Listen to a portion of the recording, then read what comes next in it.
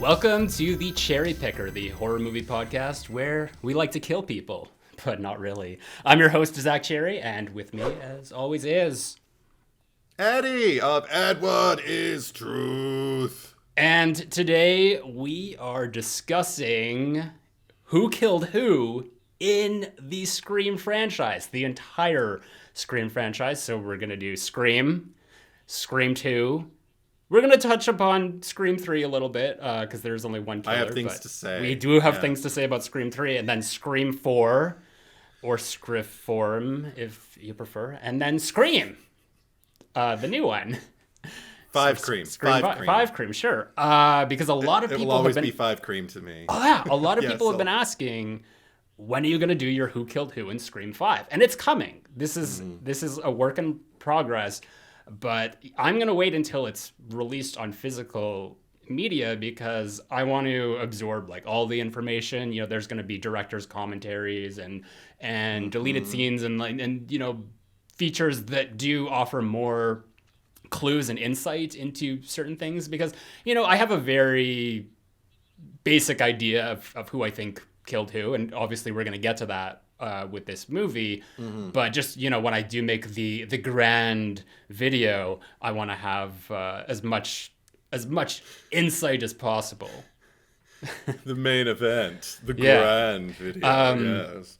So if you're not familiar with like me or my channel, like my main channel or any of that, you know, I did all these videos of like the Who Killed Who, and they blew up, and it was like a big deal. So I did them for all 4 movies, even the third one if there was a second killer, and then there was also another one where we mapped out the entire opening scene with Cece Becker of just showing where each individual killer was at the time of that, of just to watch it like a play-by-play if you were to watch the movie, and you know, I synced it up pretty good. That took a good chunk out of my time to do, but that's up there. So this has been a kind of like a hot debate amongst a lot of Scream fans, because, you know, we don't know who is behind the mask during each kill or on the phone call. We just kind of like go by what our instincts tell us, and then, you know, sometimes there are clues, which, you know, I think that I've decoded, you know, whether or not that was Wes Craven's or Radio Silence's intention. You know, I have my own take on like who I think killed who, and Eddie, you certainly do as well.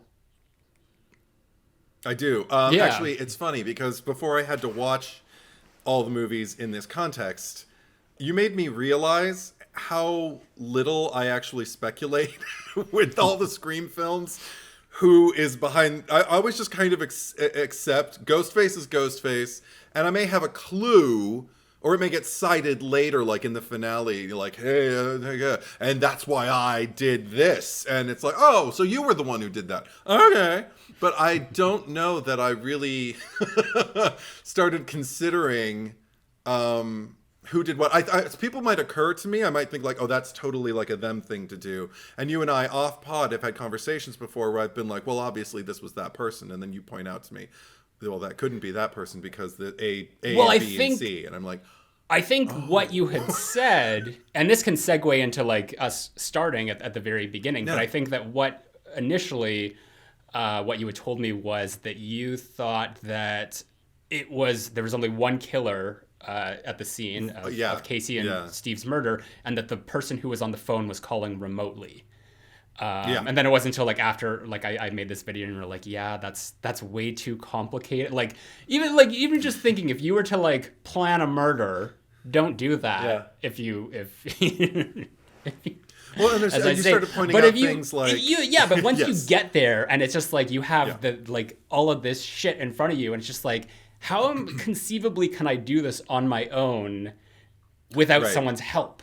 In just like terms of like what we see, especially in this first scene here, because there's no way that just like with all like the moving of bodies and the phone calls and this and that, like you need your hands free. You know, this is the 90s. Like we didn't have Bluetooth headsets and shit like that that you could multitask. And even then, like, you would have to be like really like with it if you were to like be talking on the phone and just like being very alert with what you're saying and like listening to while you're also doing all this stuff. Like, plus if you're like lugging a big quarterback to the backyard and putting them in the chair, like, you're gonna get winded. Like, you're gonna be breathing heavy and like, hold on.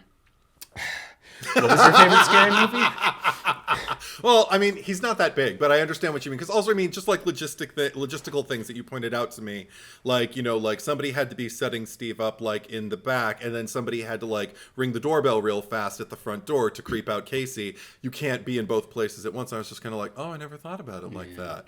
And even revisiting, you know, the videos that you've made and your particularly like the opening scene, which we'll get into, everything. I was just like kind of like watching where people move. And you actually, I just watched the scene on my own first, wrote down my opinions, and then you actually changed my mind.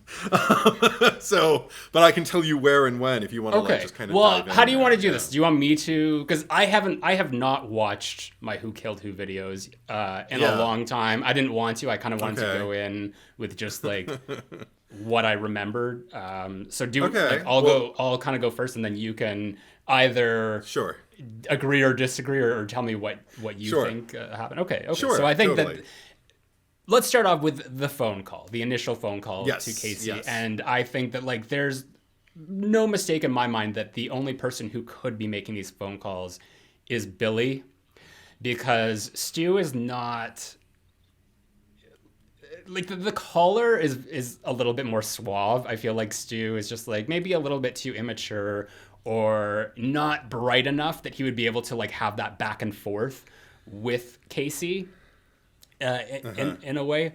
What's interesting that I kind of pointed out, and I don't know if this is actually a thing or not, but when we first see that establishing shot of the house, it's after she hangs up and it's just like, they have 900 numbers for that. See ya.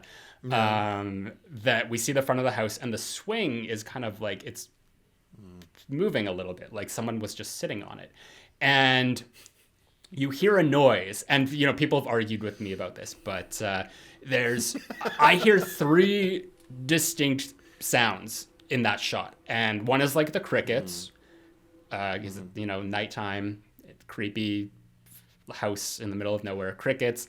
Then you have the sound of what sounds like the wind, or just like a swinging sound of just like like it's a light creaking, which I take into like thinking that's the swing just moving back and forth, the creaking. But then you also have the sound that's it's a really harsh frictiony sound, which you know, this is where people say, well, that's the sound of the swing because it's the sound of the rope moving against the bark.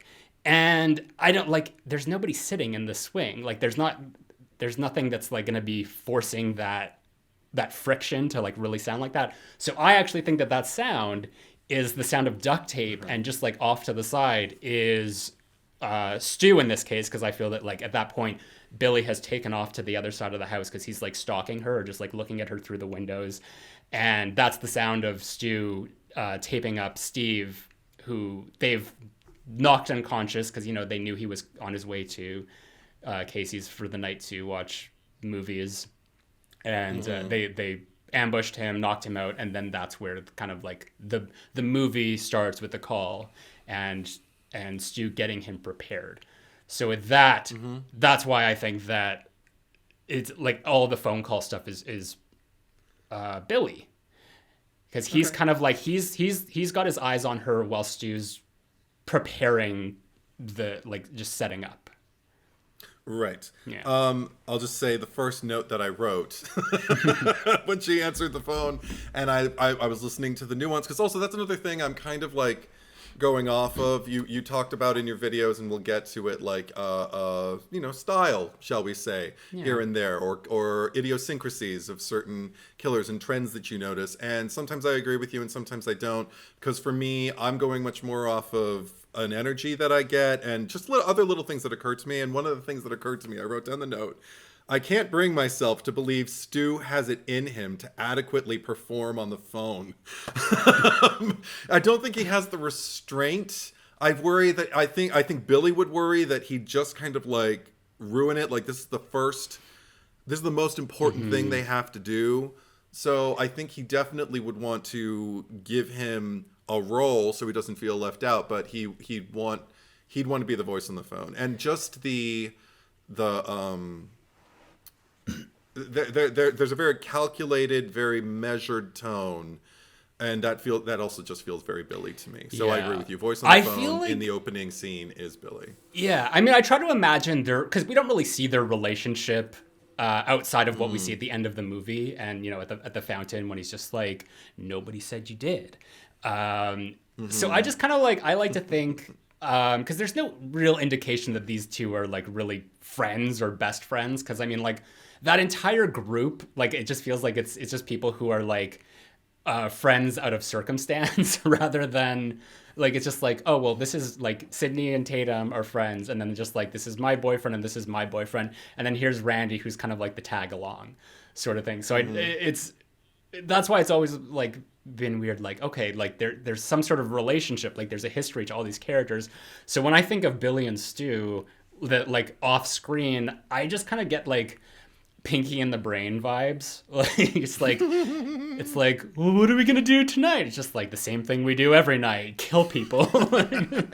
And I just imagine, because like the funny thing is like what we have to realize that with the Casey kill, the Casey and Steve kill, is that with Stu and Casey having previously dated, it's likely that Stu had been to her house before and knows the layout of the house. But then Billy probably would have never been there, so he's kind of relying on Stu to kind of like, I can just see a scenario where he's like, here's a piece of paper and a pen, draw me a floor plan, because like if she escapes, like we need to know where we're going to be at the front or the back of the house. And I just see Stu being like, a floor plan?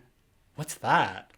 And just like Billy being like, a fucking like you don't know what that is. Just like, and there's just like little like squabbles between them. That's the movie I want to see. Those are like the deleted scenes. Radio silence, like if you're for some reason listening to this or watching this, in you want Scream the camera 6, to do this. No.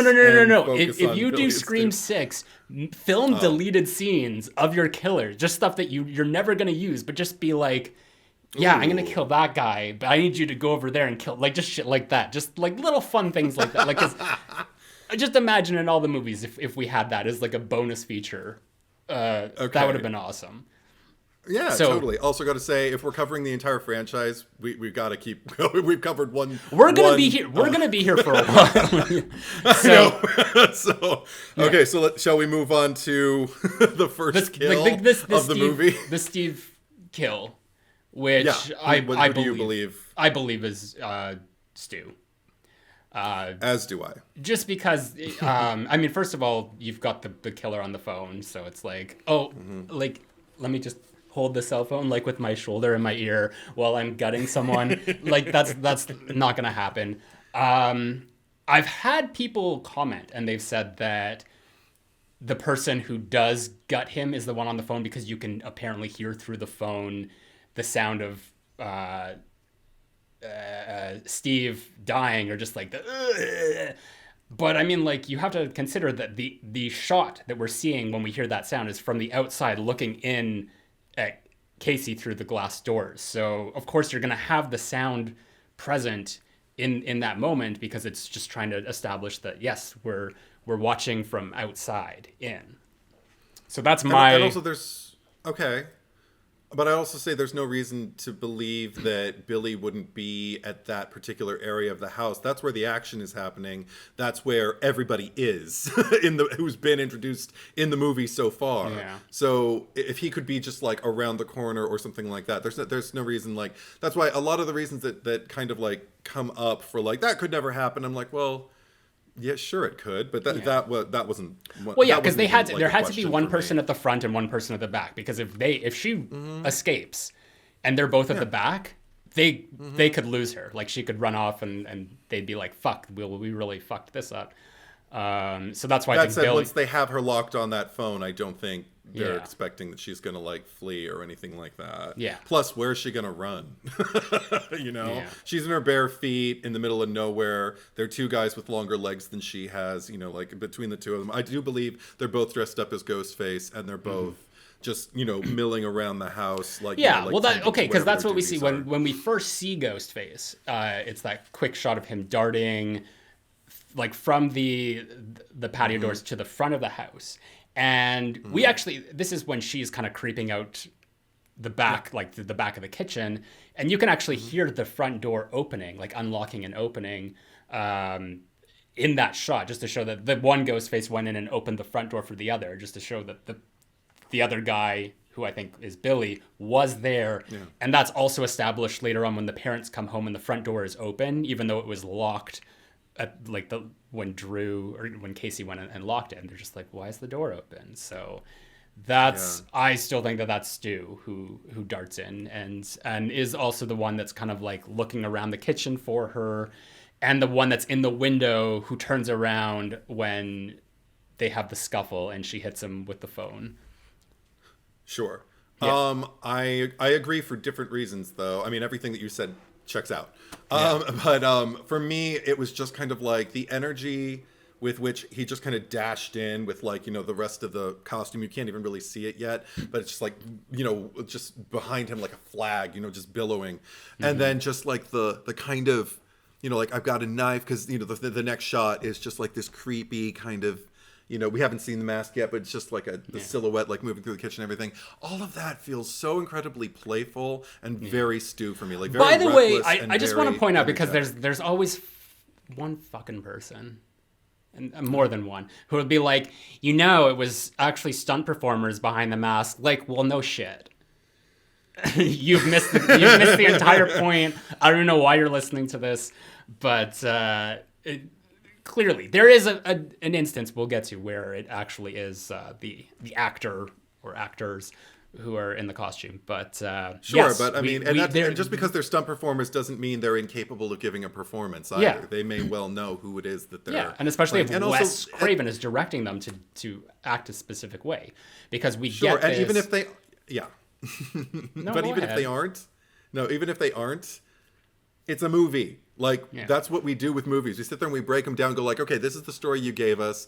This is what I think happened. So, so if anybody has a problem with that, maybe check out now. Yeah, you're listening to the wrong podcast. Yeah, because you need to expand your mind, really. But right. Anyway, I think that just because Stu is familiar with the house, I think that he's probably the one that was downstairs. And Billy was the one that went upstairs, because it's just like, search the downstairs, make sure like if you can find her, I'll go upstairs just to make sure that she doesn't, if she is up here, that she can't get away, and then at least like we can corner her. It's the whole thing. It's just like running upstairs rather than going out the front door. Like they're just covering all their bases just in case. So when she goes darting off around the back of the house and the side, this is a very confusing thing, because for the longest time I always thought that this was Ghostface jumping through the window, like crack, because you hear the sound of glass breaking, which doesn't happen. Like there's no glass broken, there's no window broken. You can like, even where Ghostface jumps out from, that's not a window, that's kind of like the just like the patio trellis or something that he breaks through. It's even in Stab, in like the recreation, when we see it with Heather Graham, like it's not glass that he jumps through, it's like the trellis. So why they added that sound design in, I guess it was just for like the shock value, or just to make it like surprising. Because even when the parents come home, you see that side of the house, and like those windows are intact. So I just wanted to point out there that there's no glass breaking. That's just movie magic there.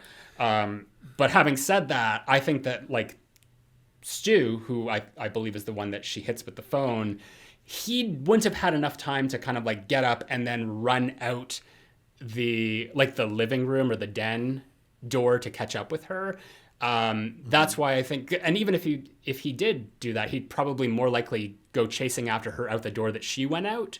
So I think that that's Billy, who probably heard the commotion from upstairs, and that's why he ran downstairs and saw her running by the glass doors at the patio where Steve's body is, and that's why he knew to like run after her outside. And he's the one that tackled her, and he's the one that runs after her in that shot that we see where it's the KNB mask, and stabs her. And also, there's two things that kind of like make me think that this is Billy, and just going back to what you were saying about like how the stunt performer was directed. Each killer has a different nuance of how they hold their knife, and where Stu is more like he holds it in both hands and like raises it over his head. Billy just kind of does it with one hand, reached out to the side, so that's more in line with like how he catches up to her. Of course, that's not the best example because like you're not really going to be running with like your hands. I mean, maybe Stu would, because like that's the physicality of something he would do. But the thing that really sells this for this being Billy for me is the fact that his kind of go-to is to start strangling her when she's in that position of just like laying down on her back there, because that's exactly what he does at the end of the movie when Sydney is also in that same position. Okay. So first time I went through the scene, just watching it on my own, and I was like, oh my gosh, so Stu killed her. Like, people have always thought, like, Stu killed her, so for some reason I got it out of my head that he ever did, and I was like, oh my god, because I thought, like, she hit him with the phone. I didn't think it was, like, you get hit with the phone, you're not going to get knocked out. You might just go, oh, fuck my mask. And then, or you hit me with the phone, burst through. Tackle her. And then chase her with the knife. So I was literally watching the first scene again, like as if for the first time going, or the first time going, oh my god, it was Stu. And then I watched your videos and I was like, oh. And then I had to rewatch it again on my own and see, how do I feel about that? And as I was watching it, I realized something that made me change my mind, in addition to all of the things that you've pointed out here that you did point out in your videos. More than anything, though, it was the fact that there's something about Stu that feels very chaotic to me and very I don't know, just kind of like frivolous and just, kind of wacky and just strange energy. Mm-hmm. And there's something about Billy that feels much more focused and much more brutal. It's not like Stu can't be brutal, but it seems to be like a much more kind of carnival barker brutal. Not that I think carnival barkers are brutal, but you know what I mean? Like just chaos. And because there's such a focus, it also kind of like made me laugh to think, oh my God, Billy is cleaning up Stu's mess. Stu could so easily have stabbed her at the window. He even got a hold of her, bursting through it and everything like that before she hit him with the phone. I'm like, oh fuck! But there's something about the intensity with which he's chasing her, the way he stabs her, the way that she falls down, and then just like the way once he finally gives her the real stabs, once she's on her back, like on the porch. And just the and everything about it that does not feel like Stu at all to me. No. It feels so Billy. It goes right back to like any time that he growls in the climax, like it's called "Guess how I'm gonna die," and all of that. You bitch! And he's tearing up pillows and stuff. It feels very much like that. Even when he like does the little sneak behind the door, when Stu's like just like, oh, have you seen Tatum? Like, no, and then it's just like that. The infamous jump scare, just like, I'm just going to scare you to be a dick for fun. But that didn't figure in at all for me. But just the brutality of it just felt incredibly Billy, and it made it more interesting to imagine, like, oh, if that were Billy, that is more interesting, and Stu would just be kind of recovering.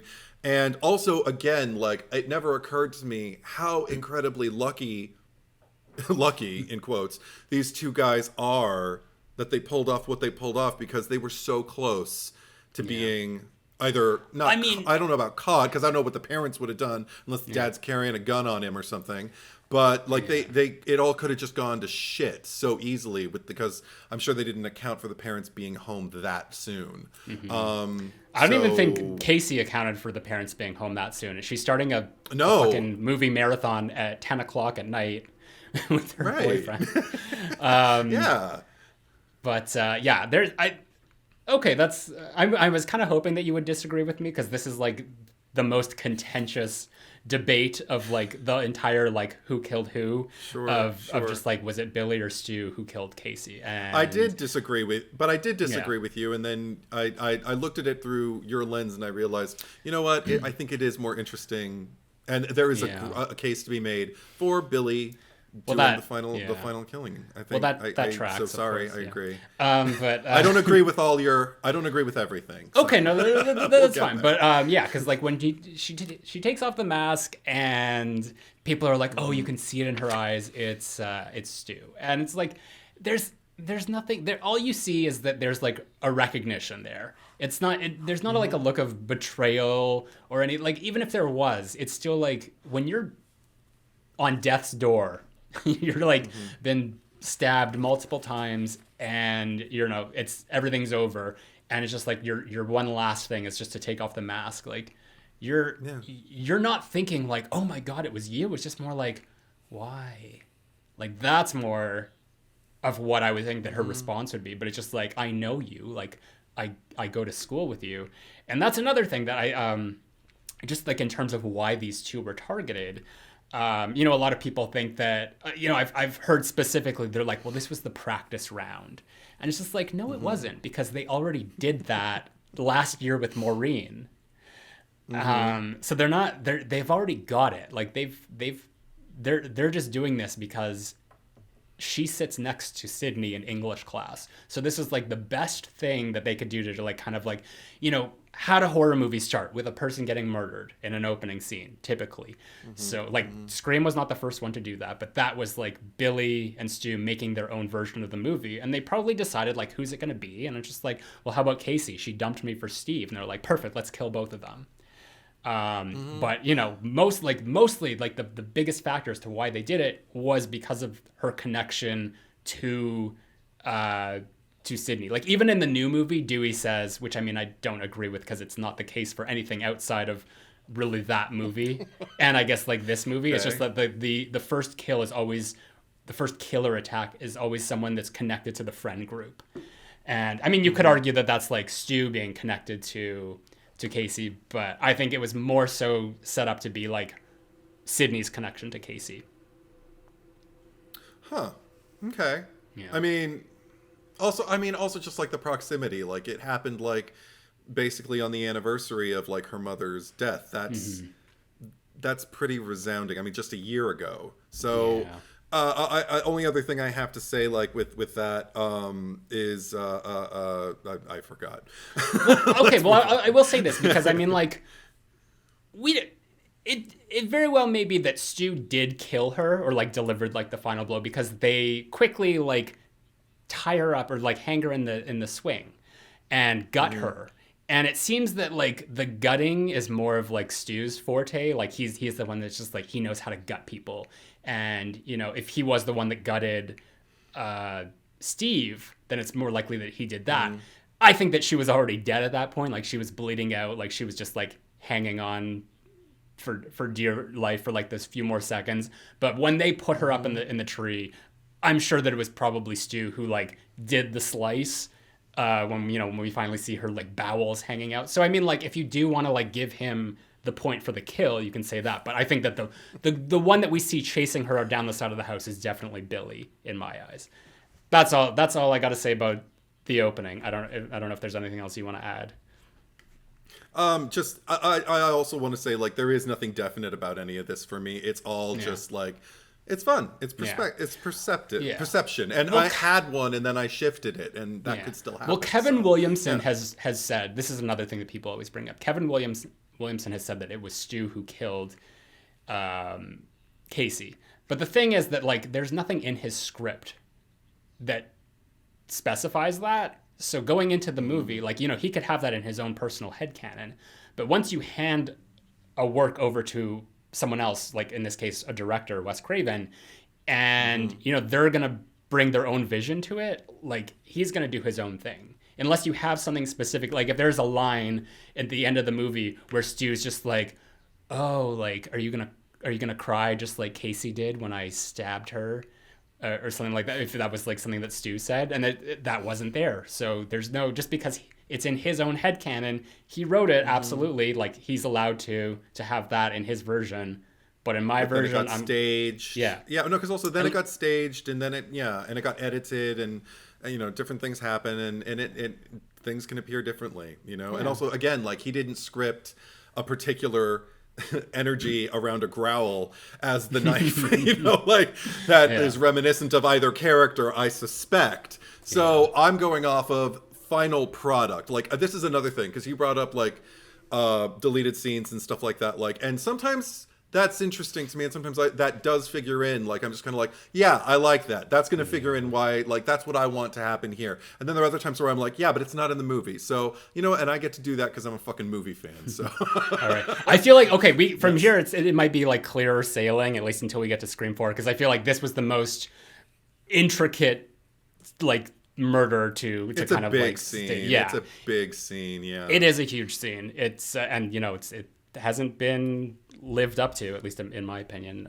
So I think it, you know, we'll be a little bit quicker after this. But next up, we don't see it, but I put the Neil kidnapping, and the reason why I put this here because I think that right after they kill Casey and Steve, they go to Sydney's house, and that's why, you know, I never always thought that. I thought that maybe the movie was shown like out of sequence, because I thought for the longest time, like, well, they needed to get Neil's phone to call Casey, because like the calls were coming from, like, as Sheriff Burke says, like all the calls were coming from Neil's phone.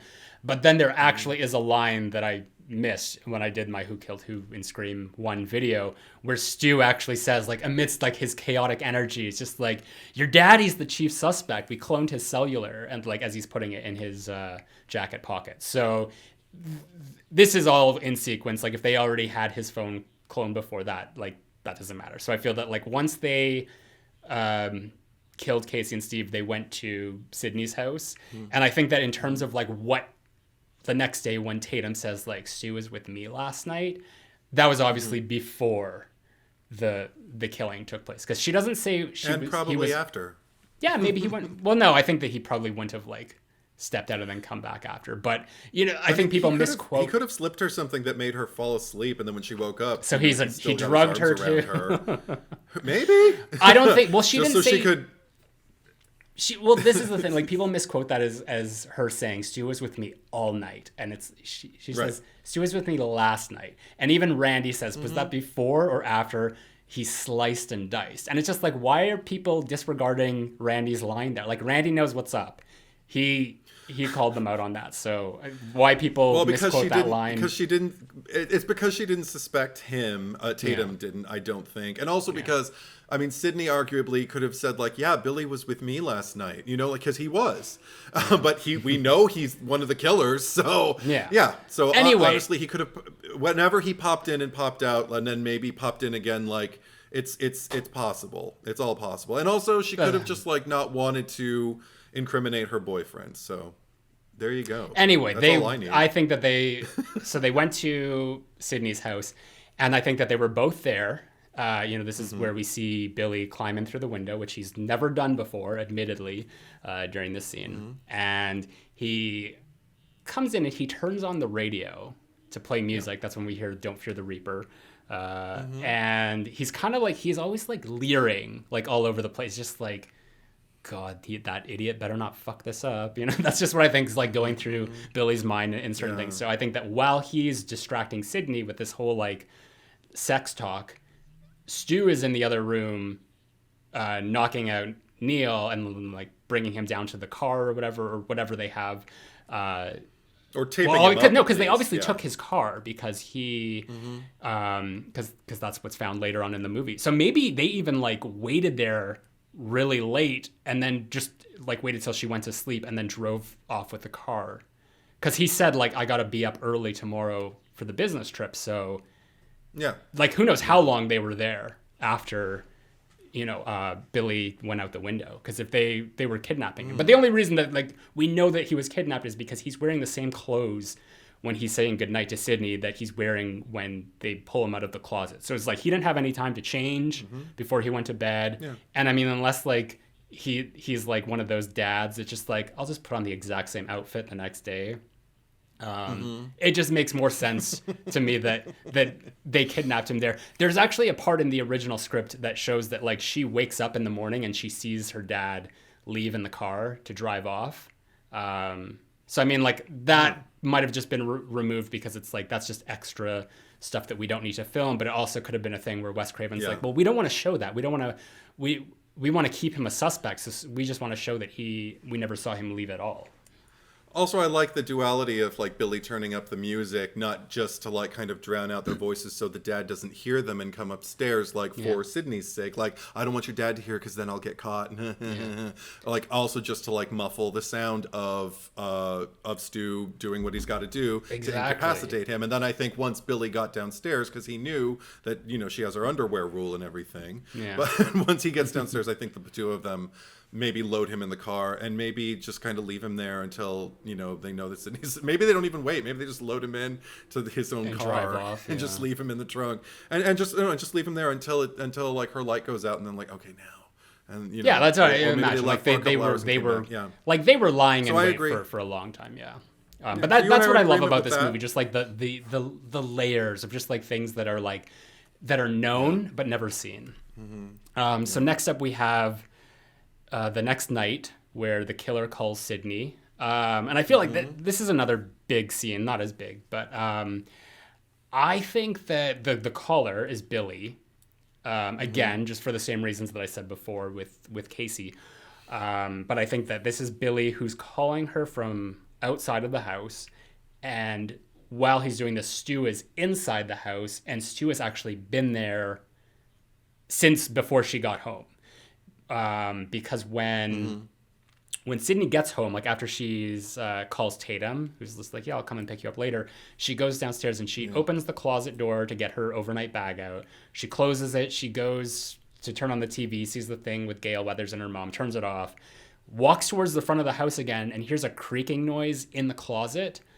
And then, like, she stops to like what was that? But then she ignores it and goes and sleeps on the couch and like sleeps for like 2 hours. And I think that's because, like, Stu was in the closet the entire time. So if they had already kidnapped Neil, they would have had his house keys. They could have gotten to the house and went inside before she got home. And that would have been the plan. And like wait until I call. That was another thing. It's just like, you're going to sit in there, and Stu would do this, because he's going to be the obedient. He wants to impress Billy. So just like, you're going to sit in here and you're going to wait until I call her. And you're going to know that I'm talking to her because, like, you'll hear the conversation. And then that's when you jump out and attack her. So that's why I think that Billy on the phone, Stu attacked her. And obviously it had to be Stu because, like, as he chases her upstairs, he's, like, trying to get through the door with the knife. And then that's when Billy comes in the window. So that to me is pretty self-explanatory. I agree. Only thing I'll say on the heels of it was I wasn't entirely married to somebody being in the closet that whole time. Like, I always thought when I would watch that scene when Sid opens up the closet, the downstairs closet by the front door, and there's just that, like that low moan. Yeah. I always just thought that was like just to kind of like keep it in our minds, just Wes Craven going like, remember that closet. Because something's going to happen there. And also just to kind of set a mood of like, she's not safe. And so you think that No, I'm not done yet. So what I used to think was that when she was asleep, I don't know if I used to think they didn't have that strong of a plan. And maybe that was like, dude, like, she's asleep, like, break in and then like hide in a closet. And then it'll be like, great. Cause then like, I'll make her think that I'm outside. And then when she really thinks I'm outside, like, she'll go back inside and then there you'll be and you'll kid her. I thought it was much more, kind of like fly by the seat of the pants. But again, your video, because there was one detail that actually turned me. and you hadn't mentioned it yet. It's the fact that during the afternoon, before she falls asleep, when she's first gotten home, she's watched the television, she's turned it off, she's going to talk on the phone out on the balcony or whatever. Or on the terrace, whatever you want to call it. Yeah. She starts to walk towards the camera, and she hears, and I never noticed this. It's weird. She hears a creak. Like, and it comes from like where the area that like where the closet would be. And she just hears this creak and just kind of goes, and then she just goes outside. And I'm like, I never noticed that. And why would that be there if it weren't to imply somebody's in the house? So I feel which part was this at? When she's walking around in her gray sweatshirt and she's walking through the house and it's still the afternoon, she has not fallen asleep yet, and she just kind of walks and she hears a creak. No, I did mention that. I said when she's watching the TV and then she comes back and then she hears the creak and then she ignores it. Well, okay. Yeah. Well, that was the thing that turned me. Okay. you said a lot. So okay. I did. That's the thing that turned me. And so yeah, I do believe that like Stu is in there now, and it's fucking freaky. And and Billy again, like just that growl, and again just that kind of like measured tone and that restraint up until the moment, like if you don't hang up on me right now, I'm gonna die. Just like I'm out, and all that stuff. It's Billy. It's Billy. And again, something about the energy of the Ghostface when he comes out is very ta-da! And I get nothing but Stu from it. And I agree, like logistically, it wouldn't make sense for Billy to be there playing with the door, whip around, go outside, climb up the, and be out of Ghostface's and not be sweaty at all, no bruises, no nothing, and then just, be there in time to save her. So I agree with you on that. That's a closed book. Okay. Next up, we have the phone call that's placed to Sydney at Tatum's house. And I actually think that this is Stu.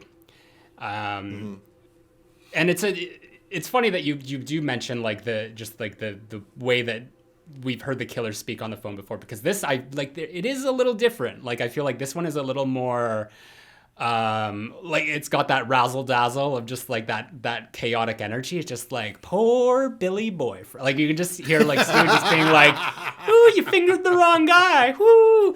And that's why I think it's him. And also the fact that like if Billy's like in prison overnight or he's in jail, he is, even if he did have his one phone call, for anyone who's listening and not watching, I just put my hand up. He just sorry. held his hand up like I was in jail. Remember? But even if he did have his one phone call, like there would have been an officer there. I mean, like they don't just let you like here's a phone.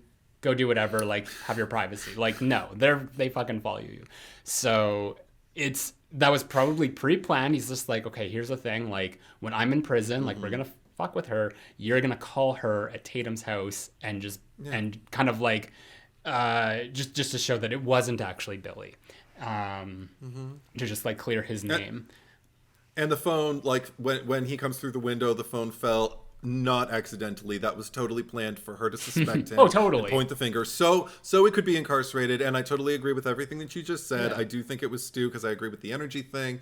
And also the fact that like you're not going to incriminate yourself further when look how far you've come. Like you're almost there. And I always feel like even like there's a strange expression that's a nondescript expression on Billy's face. This doesn't apply, but just the fact that he's just like Sydney, and so like shutting him in the car. It's not quite like he's still playing the role of like the good boyfriend, and it's not quite a smile, but it's just like I don't know. It's something I don't trust. Like I didn't trust it the first time I saw it. Okay. So I agree. Next. So next we got the school washroom, and I'm gonna. First, I want to ask you something. Like, what are your thoughts on people who say that Roman was involved in this? Roman was not canon when this script was written. There is no Roman. There's no Roman. Therefore, also, my whole attitude. We'll get to it more in our discussion about Scream 3. But my whole attitude about Roman is that he enjoyed kind of like casting, putting things out there, just like being from afar. I don't believe if you want to believe that Roman is a presence before Scream 1 and everything like that, and take that into account while you watch the movie. I don't think he would have risked anything as dressing up as Ghostface and going in, because he could have fucked up the whole plan. Well, I mean, not only that, but I mean, like, there's a line in Scream 3 that negates any possibility of Roman being there, because he says to Sidney, like, I never imagined that they would go on. Like, you know, the whole plan was that he would just get Billy to murder Maureen. He says, like, I had no idea they would do this. Like, it was already, like, long after the fact.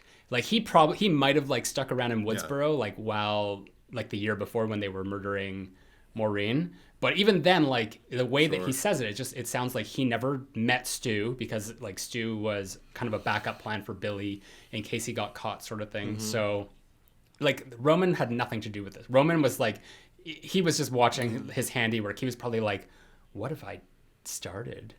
But more like, what if I started?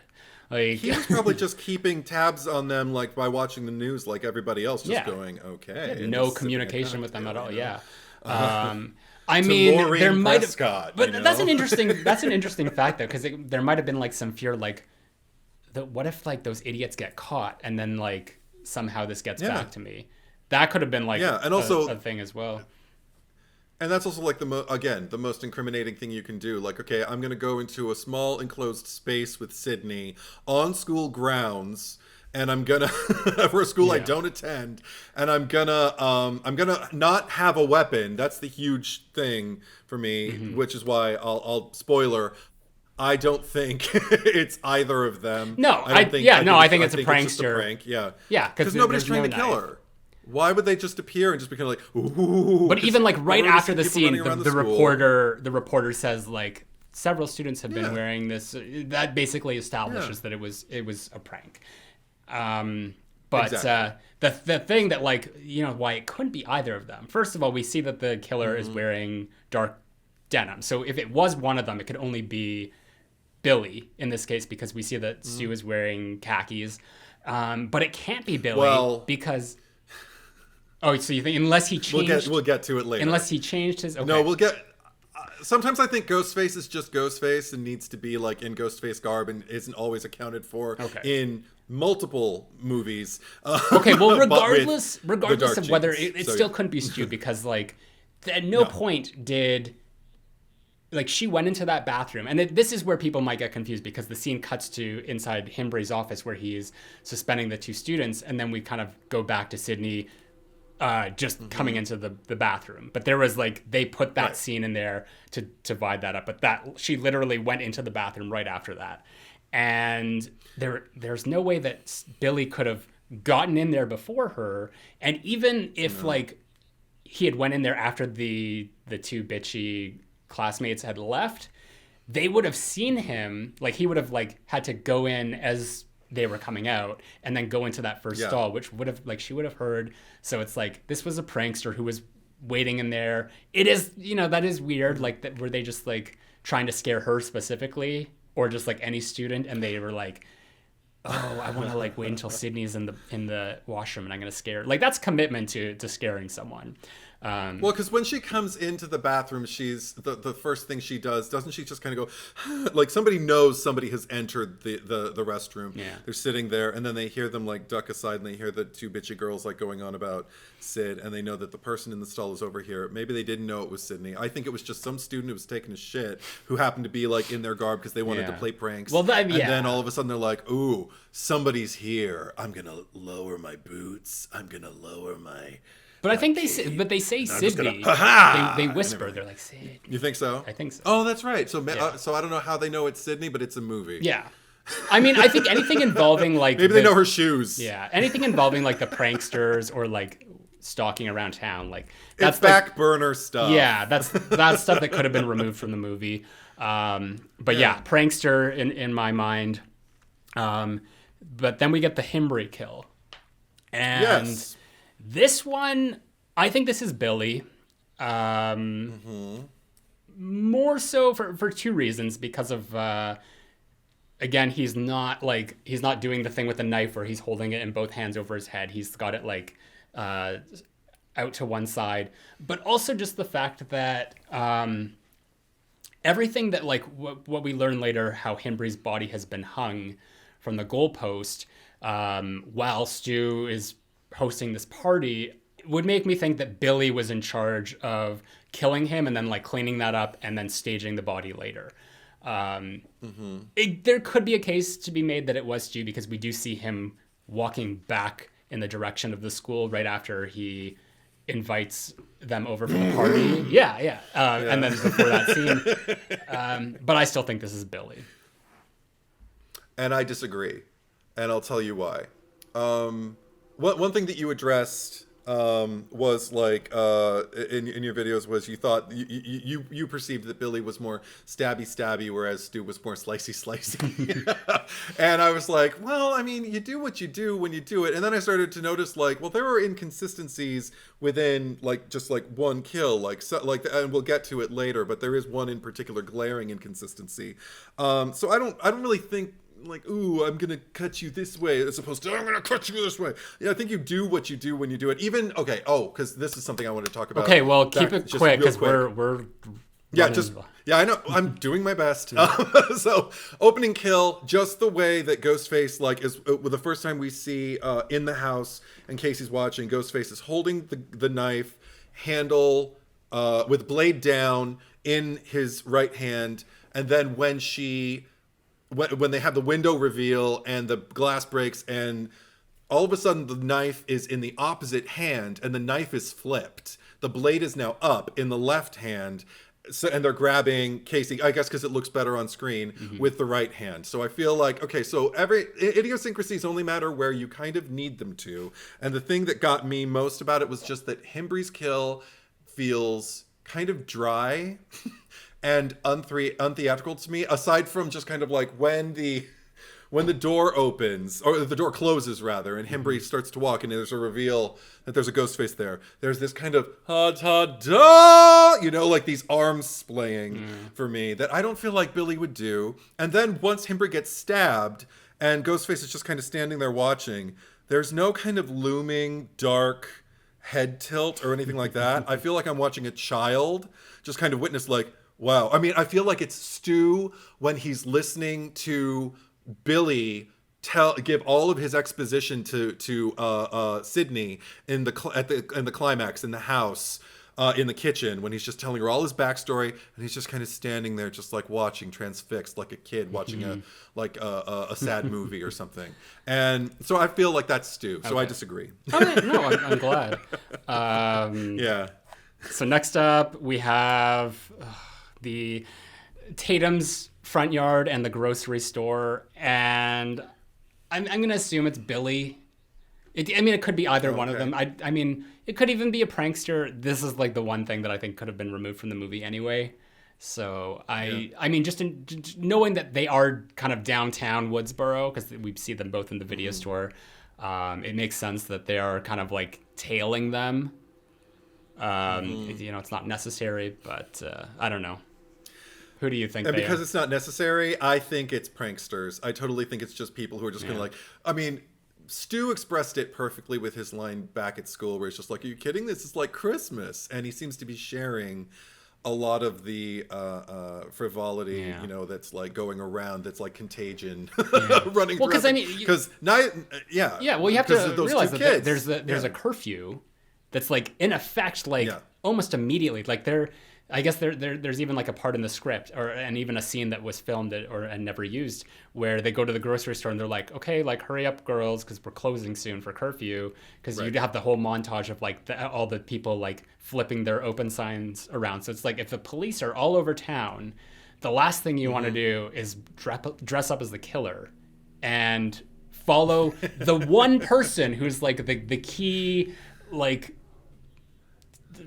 victim, I guess, who's already been attacked, the police are already keeping close tabs on. So yeah, you're probably right, pranksters. And also doing it in broad daylight in front of like a shopkeeper or in front of like who knows if the neighbors are out or anything like that. I think it's just people just kind of like following her like, oh, I'm gonna get her. And I just think it's like looming, a looming threat, like kind of like setting a precedent for Scream 2 what happens on stage, but we'll get to that. Okay. I think they're pranksters. Okay. Go on. So now getting to the last act, we've got Tatum kill. And I mean, I believe that I always said it was Billy. There's an argument that can be made for Stu, for sure, but I think that it's Billy because Stu's hosting the party. And we do see, he goes back into the house after he kills her, but there are so many like doorway, like this is a big house that, if it was Billy, he could have easily just gone back in without anyone seeing, like nobody was in the kitchen or anywhere in that part of the house at the time. He could have gone in, went out a side door, and then came back to the front of the house to do his whole thing where he startled them at the front door. I feel like there's some kind of like maybe, I won't say sick, but like some kind of sick satisfaction that people get, or just some satisfaction that people get about like the irony of it being Stu and everything. For me, logistically, it just doesn't work because it would take too much work for him to, how I don't know, for him to like pass after the kill back into the house and risk taking off the mask and not being discovered by somebody. Whereas Billy, if somebody sees him, he can just kill them and run in the opposite direction. Yeah. And but Stu is, Stu's there. Stu's at the party. Stu's kind of like maintaining things, keeping tabs on everything. I think it's, and also that was one thing I wanted to point out also, because even though you talk about Billy being stabby, he does slicey her arm. Yeah. Which, so because he could have just meh. Yeah. But that's why I don't think. But I mean, I think that he was also just like having fun with her too. It was just totally. He wanted to scare her. But I think like the thing is that Stu lures her there. Like he's just like, yo, go get me another beer. So it's like that was probably a thing because I think that if and when they can, they're gonna work in tandem. And if part of that is being like, I'm going to send her to the garage where you're going to kill her. That's what they're going to do, rather than just like being like, if you have a partner, like take advantage of that. Don't just work solo. And again, like there's a very telling look when Billy does come in the house and he kind of looks over at Stu and he's just like, yep, took care of it. That's what I got from that look. So, Me too. Okay. Next up we have, I don't know, like this isn't really like an official thing because we don't hear the voice on the phone, but I put the Randy call, and this is where the party clears out because they find out that Hembry's body was discovered.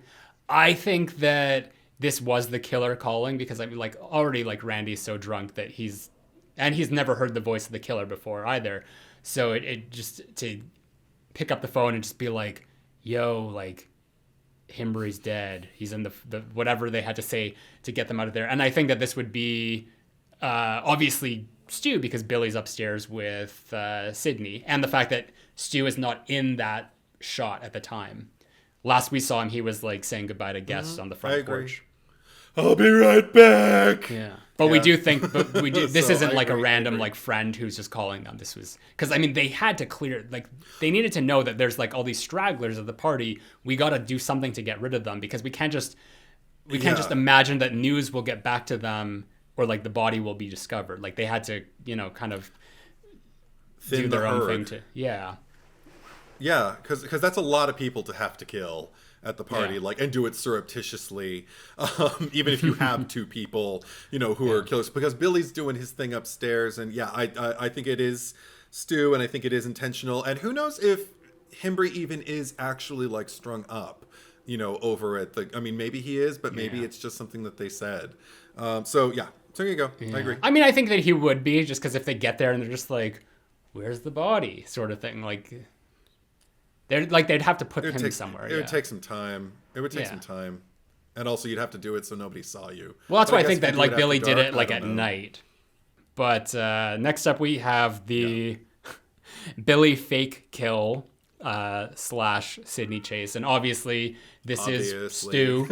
You can't deny that unless you want to say that this is Roman or the off chance Dewey, since people still seem to think that he was involved. I know. What is wrong with? Oh my god. Okay, go on. Yeah, I agree with you. It's a no-brainer. Right. Go on. And then we have And then we have the Ghostface who sneaks up behind Randy, which I also put like Kenny kill as well, because I think that this is the same person just because of the 30-second delay. Now, this is the scene where it actually is the actors playing it. And it's been said that it's Skeet Ulrich who's under the mask in this scene, but actually both of them filmed this scene. So they don't know which one it was, or like it could have even been both of them. Nice. Like when they edited it together, like one shot could have been Billy, or Skeet, one shot could have been Matthew.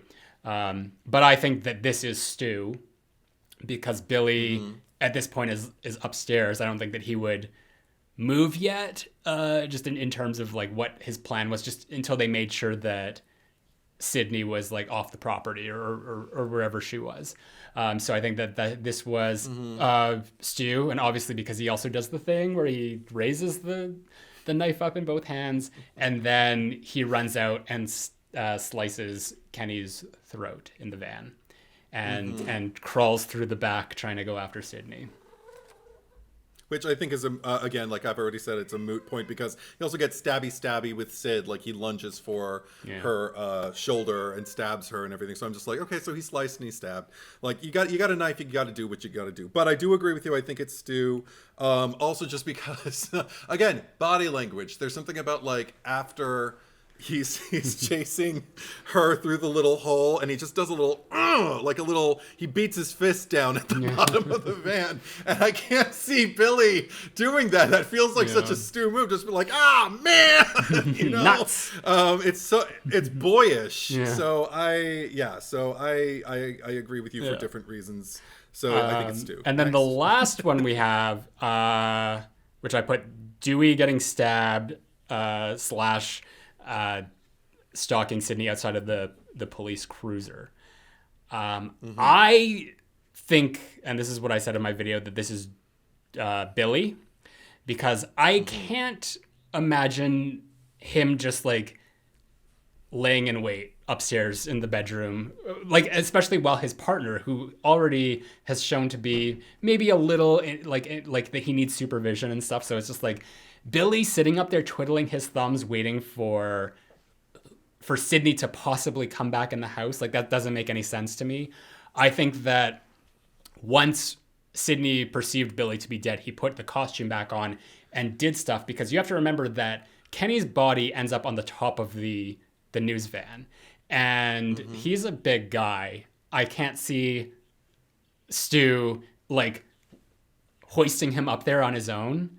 I think they would definitely need two of them to do that. So that's one reason why I think that Billy's already out there and like with Stu helping him. And also the fact that when, like later on when they're in the kitchen and Gail comes back in and Billy says like, I thought you said she was dead. And she looked dead, Stu says, she looked dead, still does. There had to be a point that they interacted before their reveals. So I think that what had happened is that Gail drove into the tree, which happens before Dewey gets stabbed. But I think that she drove into the tree. Stu went off like to check on her, thought that she was dead, went back. At some point in that scene, Randy sees Stu in the Ghostface costume or whatever, and that's when they come chasing back to the house, and they're just like, it's him. That's the whole thing, because Randy actually saw Stu in the costume. But I think that like the killer who stabs Dewey in the back is Billy, because Billy wasn't accounted for at that time because Stu was kind of like off somewhere else. So he stabbed Dewey, and then he was the one that had the keys and was doing the whole thing in the car. And then he takes off around the side of the house when she gets out of the car, and that's where they bumped into each other. And he's like, I'm gonna go back upstairs, like get her in the house somehow, and I'm gonna like come tumbling down the stairs or whatever. And just like, what about the reporter? And Stu would have been like, she's dead. And they're like, okay, good. And then that's when Stu comes back and she's like, Sydney. Does that make sense, or am I talking too fast? No. It makes sense. I just completely disagree with you. Okay. Here's what I think happened. I think that you're right. They had to reconvene at some point, but there was one thing that stood out for me in this climax that it didn't always bother me, but it bothered me on this one. I was just like, oh, I thought, okay, because everything that Zach was saying made sense, except for the fact that, okay, Sydney ends up in the closet hiding from them eventually, right? Yeah. That's where she finds a Ghostface mask, hood, a phone, and the voice changing thing. So obviously theirs. Stashed, I believe, in the closet where she was hiding. It just happened to be, she didn't plan to like call them and be Ghostface, but she got there. She was like, holy shit. Well, she had the phone was in Dad's pocket. Yeah. But anyway. Okay, but still had to have the voice changing thing. Well, that voice. It was also in the okay. pocket. No, sorry. Okay. The ghost. Still no accounting for the Ghostface thing and the hood. And why would that be in Stu's house if it isn't like for one of them? So this is what I think happened. Okay. Yeah, you're right. All of that was on Dad. Sorry, but why? How did she get the Ghostface and the hood? The thing that I think happened was they reconvened back in the house where. Billy was upstairs, stabbed, like pacing, waiting, like just kind of like, oh God, opening night. And Stu goes back to tell him, saw Gail, I saw all that going on. Sydney's on her way over here, so we're all good to go. I'm in the Ghostface thing. I'm gonna like go and like fuck her up and stuff. Yeah. Okay. Dewey. That's when Dewey breaks in the house and does the thing like, and they're like, oh shit. Okay, so that's when Stu goes downstairs. Stabs Dewey in the back. I don't think he does it right before Dewey appears. I think he does it, thinks that Dewey's out of commission. And when we see Dewey like open the door, it's moments, I don't know, minutes, I don't know, later after everything that I just described. Because this is another thing. I think while Stu was stabbing Dewey to take him out of commission, Billy recovered his Ghostface costume and mask to stash it in the closet to frame Neil. Or, I mean, to like take it out and like put it on Neil, like with all the other shit the accoutrement that they put on him. Mm-hmm. And that's how Sydney found it. And so, also because there's another thing. That was a different closet, because he was in the basement. He wasn't in the closet. What are you talking about? Oh, when they pull him out? No. But I mean, no. But I do. Okay. I know that I know he wasn't in the closet, but that's where Billy stashed it. Yeah. So it would be okay. Out No. of the way, Okay. Nobody's going to go. I understand that, but the one thing that I have to call you out on here is that you said that they had this conversation where Stu said to Billy, "Oh yeah, I saw Gail. She's dead." But the thing is that like Sydney, this is like happening as that's happening, where Sydney is on the road when Gail's driving down and she's like, stop, and Gail goes off the road. So in that scenario, there's no possible time that Stu could have went out there, saw Gail, then came back, because you're saying that this scenario happened before Gail crashed her car. Because the way that it goes, Dewey, I was going to call him Gooey. While Sydney is running, but Gail hasn't crashed the van yet. Because what happens is that Gail and Dewey come back to the farmhouse. Dewey goes inside where he's like Neil, Mr. Prescott, and then Gail goes out to the van, and that's where she sees Kenny's body on the top, and then she drives off. No, I know. Yes, I understand all that. Everything that I'm describing happens after she crashes. It is literally a few seconds of screen time, but it's longer in my mind. Okay. No, because I'm just saying, like, she crashes, and then watching, Sydney starts running back. Because Sydney watches and Sydney the crash. starts running back to the house. Yeah, and Sydney starts running back to the house. Yeah. Now, I don't know and as soon where as the she distance is. But it was right there, because like it was right on the driveway. So then wait. So then when do you think Stu told Billy about all of this? Well, after They'd still have to reconvene after at some point. after she got out of the cruiser and she turned around and Ghostface was gone, because I think that Billy, who I think was the one that was crawled into the cruiser behind her, he ran to behind the garage. And as he was doing that, Stu was coming out the other side after having already seen Gail. And that's when Billy said to Stu, I'm like, go, because Stu wasn't in costume at this point. So he said to Stu, like, go try to lure her into the house. I'm going to like sneak in the side door here, go upstairs. If you've seen the house, there's stairwells like all over the place. So he didn't have to go up that main stairway to get to the top. So Billy went in there, and as they passed by each other, he's like, I'm going to go up there, lure her into the house. And that's when Sydney gets into the house and then he tumbles down the stairs. See, I still disagree. I still Okay.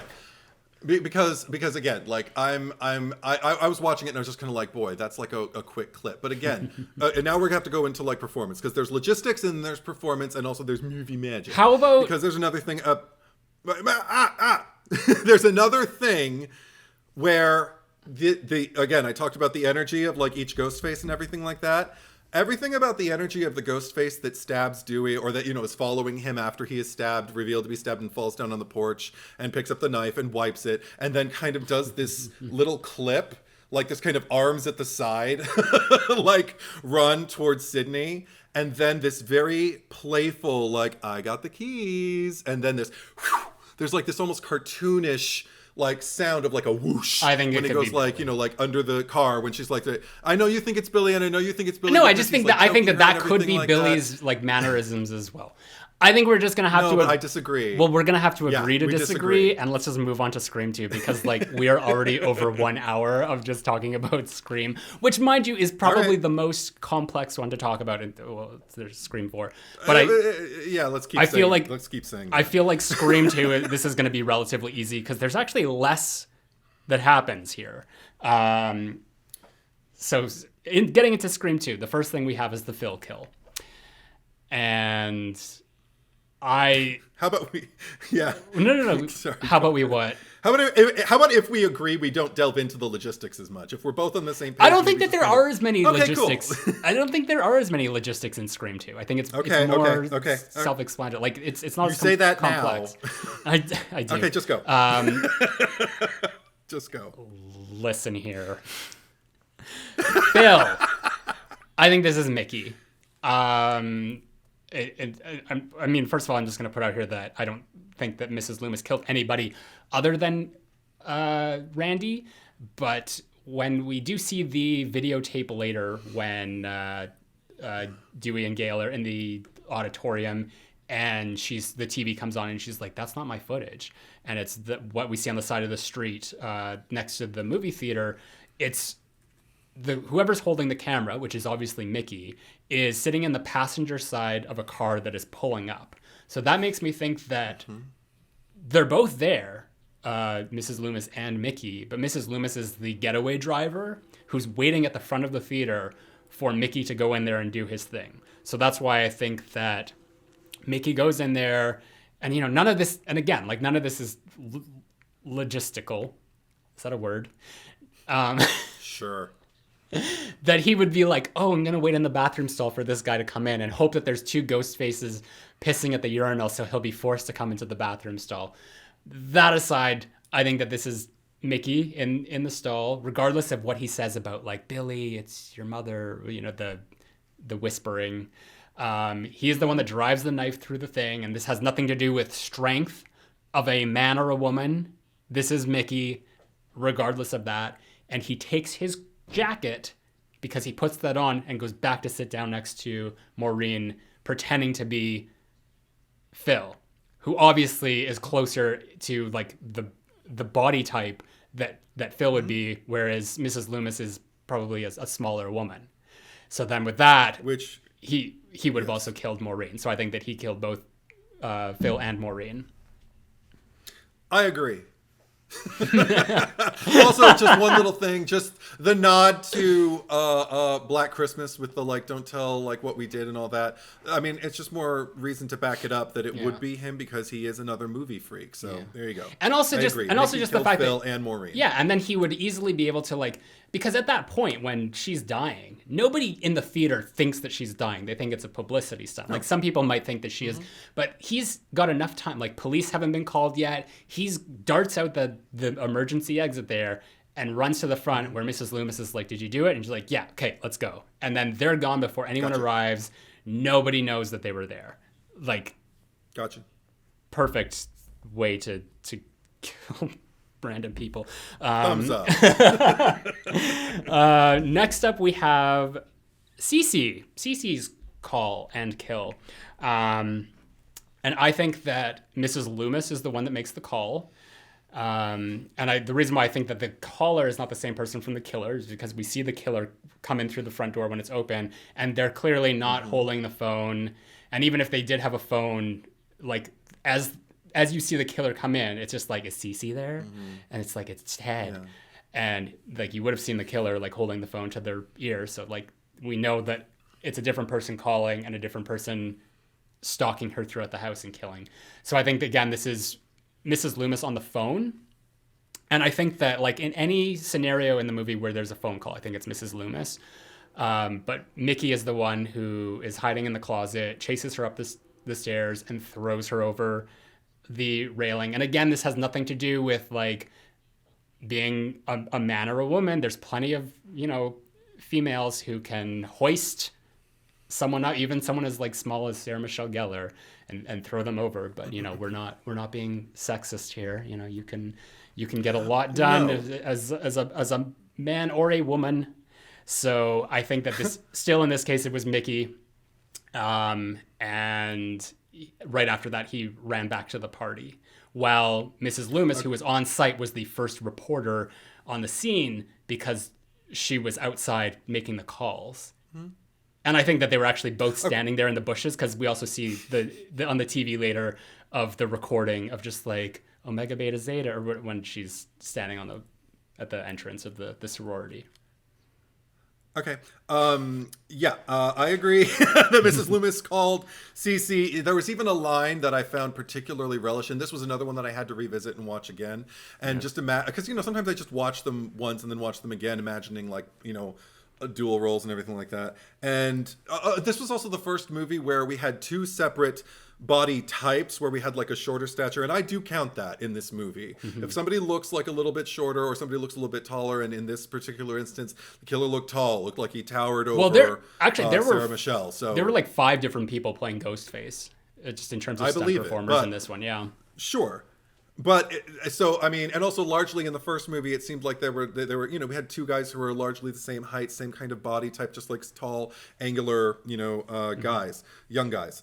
This time it's different, so I feel like, okay, there's something to be said for like who's doing what. But I did take particular relish in just hearing her, and I can almost hear Laurie Metcalf in my head just say, "Don't forget to set the alarm." I was just like, oh my god! Like sometimes it's just about like, well, who's more wicked between the two of them? And obviously because you always know who the more wicked is, because the more wicked takes the less wicked out if they need to prove it. I mean, I also think that's similar, the alpha and the other one is similar to like Billy and Stu. Like Mrs. Loomis would be the one that's probably like, I got to keep the reins on him. Like, he's unpredictable. Who knows what? Because he has the whole thing where it's just like, it's gonna work right to the trial. And like she obviously knew that she would have to take him out at some point. She obviously overcalculated that moment. She should have waited until after. But I think I could see her being like someone who was like really frustrated with Mickey as well, just being like, we gotta stick to the plan. That was my Laurie Metcalf, by the way. Rage and vengeance. I think no, but also when you're blind with vengeance and rage, good old-fashioned vengeance, revenge. So I agree. Mrs. Loomis called and Mickey killed Cece. Okay. So now going off to the Sydney call when she's at the other sorority. I think that, again, this is Mrs. Loomis calling, and there's an alternate take of this that actually appeared in the trailer, or like an early promotional teaser, because she's the killer on the phone says like, it's showtime, or I forget the exact thing, but in the version that we see in the trailer, it's just like, it's time, girlfriend. And that makes me think like, oh, it's like that's what she would refer to Sydney as, because it's like, it's my son's girlfriend, that and she had that rage against her. You're like, oh, it's the girlfriend, so I'm gonna be like, it's time, girlfriend. But whatever. Okay. Go on. But having said that, I think that the one that attacks her, who's behind the door, is Mickey, because I don't think that, again, we don't see a phone in their hand, even though when she hangs up and he's just like, with pleasure, or whatever the line is when he turns around, or when Sydney turns around. So I think that if anything, like Mrs. Loomis was probably like just off to the side of the property, making the phone call, watching as Mickey was like standing on the front porch, like sneaking into the house because Derek was there. So it was just like, you have to like covertly do this. That person couldn't have been on the phone while they were on the front porch, because if they were on the phone being like, remember me, that's what it was. And that's another reason why I think it was Mrs. Loomis, because the killer says, remember me. But if that person who, like the killer, the Ghostface on the front porch, was also on the phone, Derek would have heard them. So that's why I think that this is two different people. And I think that this is also Mickey, because why would Mrs. Loomis, for like a myriad of reasons, but like mainly, why would she put herself in that position where she has to do anything physical, but also could get caught and ruin the whole plan? She's literally paying for this guy's tuition to do all this shit for him. So that's why I think that it's Mickey. Go. I disagree. Good. I think ultimately, just because, okay, I agree with your logistics about like making the call on the porch and everything like that, but what I didn't notice before, because I used to think like, oh, the killer must be on the porch, I guess, and Derek's just a dummy who didn't see the killer, whoever Ghostface was. But what I didn't notice was there is also like a set of glass French doors to the right of the entryway that have drapes in front of them. We don't know where they lead. They could lead off to another window. They could lead off to like another set of French doors that lead out. We don't know what it looks like, but so there's another point of entry into the house. And also it perfectly accounts for time-wise for me, because I'm seeing, also because I like the idea of like Mickey and Mrs. Loomis kind of zigzagging tonight, like taking turns. So they both kind of have an alibi. So, and also so they both kind of get to like try it on, because also Mickey is walking away with the crowd while they're all, and it's not far, they're all walking just across the street basically to go see Cece. Cece didn't need to drive anybody back home because, well, no, that was for the acid rain mixer. It wasn't that party. Oh. But there was another scene that was filmed where Sarah Michelle Gellar does go out to the road, and she looks down the street and sees the Delta Lambda house. So we know that it's literally like right next door. Okay. It was another party. Gotcha. These sorority girls, cool. like, well, then good for her. They like to party. There's always something happening. Cool. But Mickey's like off and about with like people, and it's very, very easy for him to separate from the crowd because noise, and pick up a phone and call somebody without arousing suspicion because, oh my God, the news is here, and like everybody, and the ambulance and everything like that. I gotta like call and make sure that people are okay. There are probably other people who are on cell phones right now, like calling their parents or calling their friends to make sure everybody's all right, or just to let them know they're all right and everything. So I thought like, okay, so that's a good kind of like cover for him. And the reason why I think Mrs. Loomis would risk it is because it's Sid. Yeah. And also, again, I talked about heights. I looked at this Ghostface who was basically at eye level. Like when Ghostface rushes at Sid through like the other kind of like, passage and trips over, what is it, a lamp or whatever it is they trip over, the furniture. Yeah. And everything armchair. like that. That person is basically at Nev Campbell's eye line, like Laurie Metcalf is. And I don't know, there's something about it that I like so much more about imagining her hiding in that little vestibule to the right of the door, knowing that Sid's going to be on the phone. And also any ghost faces in any of these movies having like a thing where if you're on the phone, if we're doing Ghostface and you're on the phone with somebody and they at any point say, well, then show your face, you coward, or anything like that. Yeah, bring it, bitch. I thought you'd never ask. I take over, like, and so I just love the idea. And also it makes sense why she could quietly slip in, shut the door, and be like, with pleasure, and then just chase after her. And then, take that, Derek, and I'm out. I'm not going to stick around.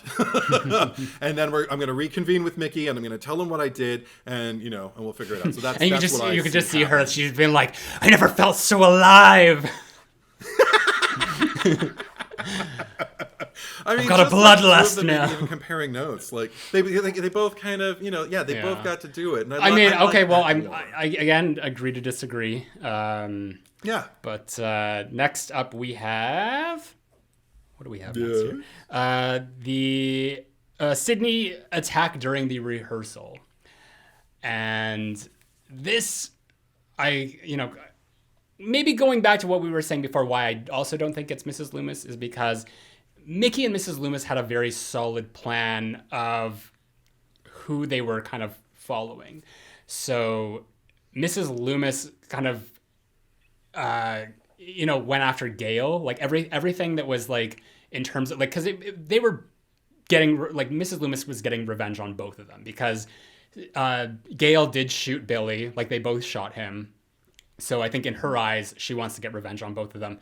But the thing is, because Sydney knows Mrs. Loomis, she's more likely to get Mickey to ingratiate himself into Sydney's circle and have Mickey be the killer, like the eyes and the ears on everything that Sydney's doing. And then Mrs. Loomis would take that position to be like, I'm going to have all the intel on everything that Gail's doing. And then that's where they would reconvene and tell each other, like, this is what I can tell you about Gail. And Mickey would be like, this is what I can tell you about Sydney. So that's why I don't think that Sydney or Mrs. Loomis would be the one to go after, like, be anywhere near Sydney in that regard. But because of that, for the rehearsal attack, which a lot of people think this is just a hallucination. I think that they're discrediting Sydney in that regard by making her seem like, she's losing it. Because, I mean, even at her lowest, like even when, she's cracking, I think that she's still able to maintain, nightmares notwithstanding, a level of sanity about her, that she knows what's real from what's not. And in the scene where, you see the Ghostface dressed in the brown robe and grabbing her at the end, I think that this is Mickey, but I think that this is one of them because right after she falls to the ground, the camera kind of like goes with her and then it zooms back up. But if you look at the top of the screen, when the camera drops down, you can see that person in the robe with the Ghostface mask run off. And because there's kind of like this, one of them does this spin around that makes it seem like, oh, that was the same person and she just thought that it was Ghostface. But you can, if you look, go frame by frame, you can see that the killer does zip out of there really fast. And then when Sydney goes off backstage and Derek comes in and she's just like, where's Mickey? And like, oh, he had to edit. You got me. They're just like, well, that was Mickey, obviously. And it would make sense that it would be Mickey because Mickey's still the one that's trailing Sydney while Mrs. Loomis is trailing Gail. I disagree. I went off of my vibe while I was watching it, and I was just thinking like, okay, there is such a thing as like PTSD. I don't know, I can't diagnose it, but we're talking about somebody who has experienced trauma, who has witnessed death, who has experienced people trying to kill her, who knows there is someone out there who is trying to get her again. And I don't call it hallucination so much as just, what's the word I'm looking for? Just association, because you were surrounded by people who are in hooded robes wearing skeletal-like masks that are bright white, and they're all coming at you with daggers. I can't imagine anyone who's gone through what Sydney has gone through being okay with that. It's not about sanity for me. It's just about kind of like a place of emotional security. Mm-hmm. And I don't think she's there. I love that the moment that precedes it is when she says, I'm a fighter. And this is like the Sydney. Yes, that's the Sydney I want to see. But I can't begrudge the girl who I met in the first movie, who was reeling from all of this shit that was happening and still managed to keep it together enough to win the day, with her cohorts. But she's not there yet. Okay. I don't think she's in that. I think that it is, I wouldn't even call it a breakdown so much as just like a trigger. Okay. And because another thing that like makes me think that is just the fact that we're on the same set that is the setting for the finale, where virtually there are no quick exits off of that stage. So, and if somebody were to be running after she's like having an episode, why wouldn't people kind of be looking in that direction? Because like, they're all looking at her. Exactly, they're all looking at her. So they're not going to notice someone running off. No, I disagree. Okay, well, all I'm telling you... tell me the director who's watching. You can disagree, but all I'm telling you is to go back and do a frame by frame, and you'll see that I will, but that's not going to change my mind. All right. That's not going to change my mind. So we're going to be like that. It could still... Yeah. Okay. All right. Next up, you wanted me to disagree with you. Here I am. So I can fight you. So Now we've got the Randy call and the Randy kill. And I mean, Mrs. Loomis basically admits to this. I don't see why we have to disagree with that. And I think that it's also Mrs. Loomis calling. I don't think that Mrs. Loomis intended for it to be Randy. I think that because it was Gail's cell phone, that it was just like calling Gail. I don't know. This is the thing. You don't really know what their plan is here, because Mickey's off doing his own thing where he's like killing people who have like similar sounding names. Whereas Mrs. Loomis is like, I don't give a shit about that. Like, I just want this person and this person dead. And that's all that I care about. So I think that if Mrs. Loomis's intent was to lure Gail to the van to kill her, that we will never know. But it was one of those things where like the opportunity presented itself to her, and Randy just happened to speak poorly about Billy, that she got a little knife happy. And she says as much. And even in that, also I just wanted to say, because we do see the same thing with the video later when Gail sees it on the screen with Dewey, which just makes me think that, okay, well then Mrs. Loomis took the camera and she was in like Mickey's camera and was in the van on the phone with Randy recording it while it happened. So I agree. Because she was trying to frame Mickey. So I mean, like it was just one of those things. Yes. Oh yeah, absolutely. And I again, like at the end of the day, I used the word restraint to describe Billy in the first movie, but that's a relative term. I don't believe any of these killers, I mean, they're killers. I don't believe they really have what we could call restraint. I mean, except as relative to a killer. Like, that person has more restraint than that killer. And I think, because she's motivated by passion, and because it's just good old-fashioned revenge. Like, I think she's incredibly protective and incredibly defensive about like the job she did do with her son. Like, she can't go back, and she can't ever go back and make things well again. And if she weren't nutsy cuckoo, she might actually have a point of empathy with Sydney, because Sydney can never really close that door with her mother either. She just has to kind of like make sense of it on her own. Right. And but that's not where Mrs. Loomis goes. She goes to she sent you to prison for a year, Cotton, with the big eyes. I love it. But so I agree. I think it's Mrs. Loomis killed and called Randy. Also, especially, again, listening to the one line where I was just kind of like, I can see. I know it's not her, but I can see Laurie Metcalf just going like, did you ever cut through human flesh and scrape the bone underneath? And I'm just like, oh, I want to watch her. I do want to see her on a phone, just doing that, like into like a little, vocoder or whatever you call it. So yeah, I agree. Okay. Next. And then next up we have the Dewey Gail attack and Dewey stab Gail chase at the school. And I gotta say, like, Mrs. Loomis here, because I mean you got two killers doing separate things, and this is why, coming back to Mrs. Loomis being the one that's going after Gail in this case, because she probably would have been like, I don't want them to like find anything on those videotapes. I'm gonna take care of that. You take care of, like, you get Sydney and like bring her to wherever. Who even knows what their final plan is? Because the auditorium might have been actually, that's not true. I think that whether it was their plan at the beginning of their murder spree, I think that it eventually morphed into there. Like, I don't think it was like a last minute thing. Like, I think this is a fault of Scream 2, of Sydney just kind of like making her way to the theater at the end. But we did pass this, like we didn't mention it, but the cafeteria scene where Mickey and Hallie have that exchange about the Greek letters, and the brothers are gonna kick his ass. I think that was like an opportunity that Mickey saw, like, okay, I'm gonna take advantage of this, because he probably went in there and been like, let's like tie him up in the auditorium. Like, I think that he encouraged that. Like, he like went to the fraternity brothers and got that just so that they could set Derek up at the end there. So anyway, I'm getting ahead of myself, but Mickey's dealing with that. Mrs. Loomis is following Gail and Dewey, and she's the one that plays the tapes.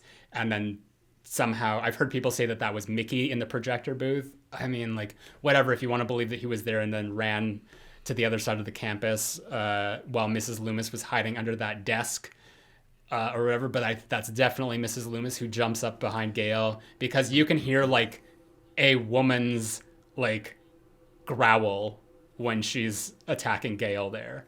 And even when like Gail hits her with the phone, it sounds like Laurie Metcalf. So I think that this is Mrs. Loomis, who is chasing Gail, throughout the sound studio there, and is the one that stabs Dewey, and is also like trying to like get in that door, like doing the thing with the knife in the hand, until she finally takes off, and then she's just waiting outside of the building, like she's on the phone, like at the payphone, probably talking to Mickey, being like, okay, like are we on plan or whatever. So just the fact that she was outside of the building, like that's another telltale sign that was her. Okay. Partial disagreement, partial agreement, because Mickey can't be dealing with the Derek thing yet, because Derek hasn't been abducted by anybody. He doesn't get abducted until after this whole sequence, when he says goodbye to Sydney and sends her off in the car with Hallie. Haley. Is it Haley? Hallie. I always want to call her Hallie. Is it Hallie? Hallie. Okay. Hallie. Huh? Hallie. Say it. Yeah. How's it right? Hallie. Hallie. Okay. I'll never say it wrong again. So Hallie. Why did I think it was Haley and that I was wrong calling her Hallie? Anyway. Okay. But what I think happened is, after Mrs. Loomis skewered Randy, she kind of had to reconvene again with Mickey and just kind of let him know this is what's going on and everything like that. Maybe you know what, we know that like, and also they're observing all the while, so they're probably putting it together like, okay, Gail and Dewey, like let's follow. Somebody's following somebody. They reconvene. They're like, okay, we need to do a multi-pronged attack. We need to be like both in our Ghostface thing. So like if they go one direction, because there's two people, one person cannot be responsible for killing two people unless one of them is tied to a chair. So like in the first movie, but so I think. Mrs. Loomis is in the projector booth, no doubt. The problem that I have with believing that she's the one who pops up behind Gail, aside from it being like a superb magic trick, is when Dewey goes up there, number one, we're not shown any kind of like open door or even another exit or anything. And even when he comes out of the projector booth from the other door, which Gail would have seen if she would have run out there, he says something like she's gone or something like that. He doesn't say like, or not she, they're gone. He's gone. They usually assume it's a he. I think he says nobody's gone. Nobody's there. Exactly. Why would he say nobody's there? I mean, if I'm moving into a space and I'm like looking for someone and there's any point of exit, I'm not going to give up and go back to the person that I'm with and say, nobody's there. I'm going to go back and say like, oh my God, I think they went out through this door, and go after them, continue to go after them. Yeah. So I think there's no exit through the projector booth so that we can see, but there might be a hiding place where Mrs. Loomis is like ducking her up on the ceiling, Batman style. I don't know. And Mickey has slipped through. There are 4 doors at the front of the class. He could have slipped through any one of those 4 doors and tucked behind her while the camera's on Dewey. Yeah. And then finally, like when it's time to like, da-da, surprise, there's Mickey. Because I heard your point about like the voice, and I did go back, I rewound that footage, and all I heard was like I didn't hear anything that sounded particularly female to me. Or even when they're stabbing Dewey. No. We're still in the classroom. Okay. So I think that's Mickey with the and everything. And they both run out. And Dewey falls down the steps. So what I think is Mrs. Loomis, he's out. She just kind of like goes past him because she's like, okay, he's down for the count. It's fine. I'm not going to worry about it. How's Mickey doing? She goes and checks on Mickey in the hallway, and Gail's still kind of like looking behind herself. We don't know what she's seeing. And I think that maybe in the doorway or maybe like right there outside of the classroom, that's where Mrs. Loomis in Ghostface tells Mickey in Ghostface, I've got this. All the doors are locked and, there's no exit out this night. So I'm going to go after her. Dewey's already taken out. You go take care of whatever you need to take care of for tonight. So he goes off. She goes after. She's the one who follows Gail into the sound booth, and she's the one who kills Dewey, and the one who's like throwing things. Also, I noticed kills she's Dewey. Kills Dewey, stabs Dewey, attacks Dewey. But I mean, it still feels like a kill. I still cry every time I watch that sequence. Yeah. But also, when they're face to face, again, shorter Ghostface, eye to eye with Gail. I'm like, that only helps me in my case. So that's how I feel. And all the sounds, you're right, are like, ha, like it's in a higher register with the killer. I just wanted to add that I don't think that either of them abducted Derek, because they got the fraternity brothers to do it for him. That was just Mickey being like, well, we just get them to take care of it. We don't have to do anything. But this is obviously this is Mickey who shows up at the stop sign and kills Andrews and Richards and then Hallie. And I mean, this is obvious for the fact that when Mickey reveals himself at the end, he's got the big gash on his head that was sustained in the car accident. So I don't see any disputing that.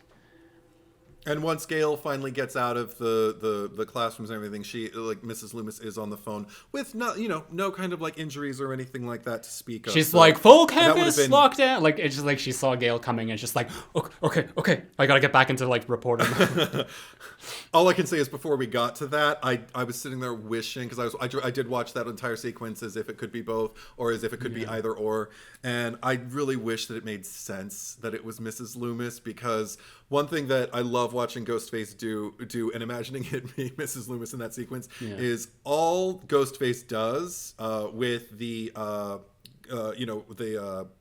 security that Sydney has. Particularly, I forget who is it. Richards it's Andrews who's killed last. With Andrews particularly, is just kind of like kick and use his weight against him to just hurl him against the car and then on the floor and then all of that.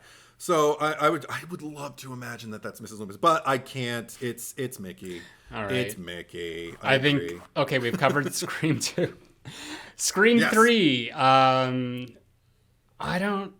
Do you want to just say what you got to say? I feel like this is going to be quick. I want to keep it quick, but sure. Okay. This is also like not saying that I think Angelina is the other killer. It's just I know that in other drafts, she in the original draft, she was when they started filming it. Angelina was supposed to be the killer. So part of the movie was obviously made with that in mind before they changed it halfway through.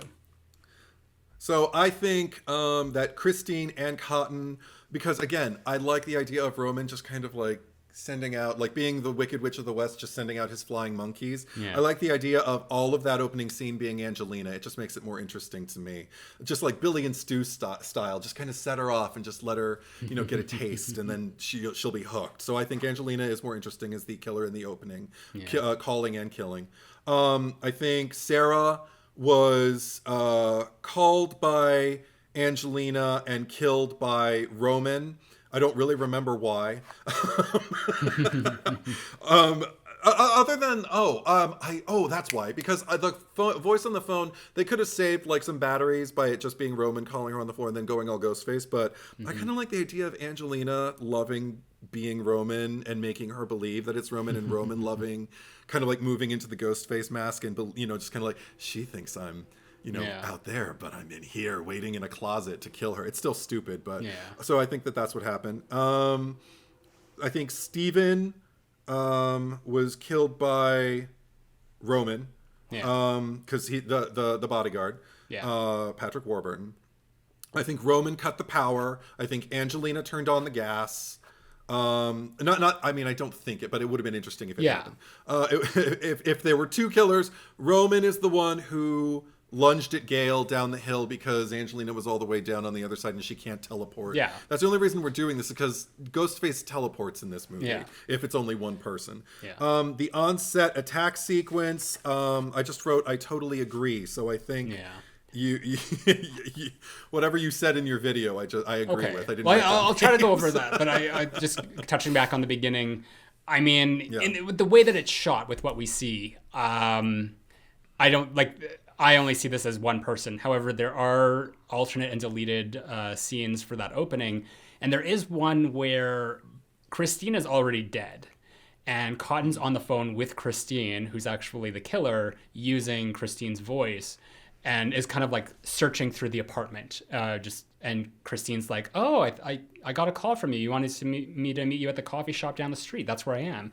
And he's like, call the police. And she's like, I'm coming back there. And he's like, Christine, don't come back there. And she's like, I'm already halfway there. So as this conversation is happening and he's on the phone in the apartment with her, the shower turns on and he goes and investigates it and turns off the shower. But then the voice on the phone is like, okay, I'm coming up the stairs. Like, go get the baseball bat. It's in the closet. And that's when he opens the closet and the body of Christine falls out, revealing that she's actually dead. And the killer comes up through the stairwell and kills the one that's been on the phone with him and kills Cotton. So I think that if it was two of them, in that case, if they had gone with that opening, then Angelina, I think, would have already been in the apartment and was kind of like luring him around, like playing this like cat and mouse thing by turning on appliances or whatever, showers, and having him follow him. And then Roman was the one that like snuck up and killed Cotton. And if that was the case, then I think that like Angelina had gotten to the apartment and killed Christine and then put her body in the closet. So I'll give that one to Angelina in an alternate opening that was not used. And then I actually think that Angelina killed Sarah. I don't think it. I'm just saying hypothetically if it was Angelina. No, right. Because there's a deleted shot again as Sarah's driving to the studio where we see kind of like a point of view on one of the other buildings. They're kind of watching down and seeing Sarah pull up before she goes into the Sunrise studio office. So I think that whoever is the one that's calling her is the person who's outside. So that means that the other killer is already inside in the props room hiding with the rest of the costumes. So, I mean, it could be either or. Like you said, I mean, there's an interesting thing of seeing Angelina as the one on the phone, just being like, we could just have Roman talking in his regular voice and then doing the Roger L. Jackson voice. But I don't know, just to give one to, I mean, it's been so long since I watched it, so I don't remember what I said, but maybe I had more evidence that supported Angelina being the killer. But when we do get to the stab set, also, yeah, with Jennifer's house, I think that was, yes, again, that would have been Roman. I think that all that Angelina did was turn on the gas. But right.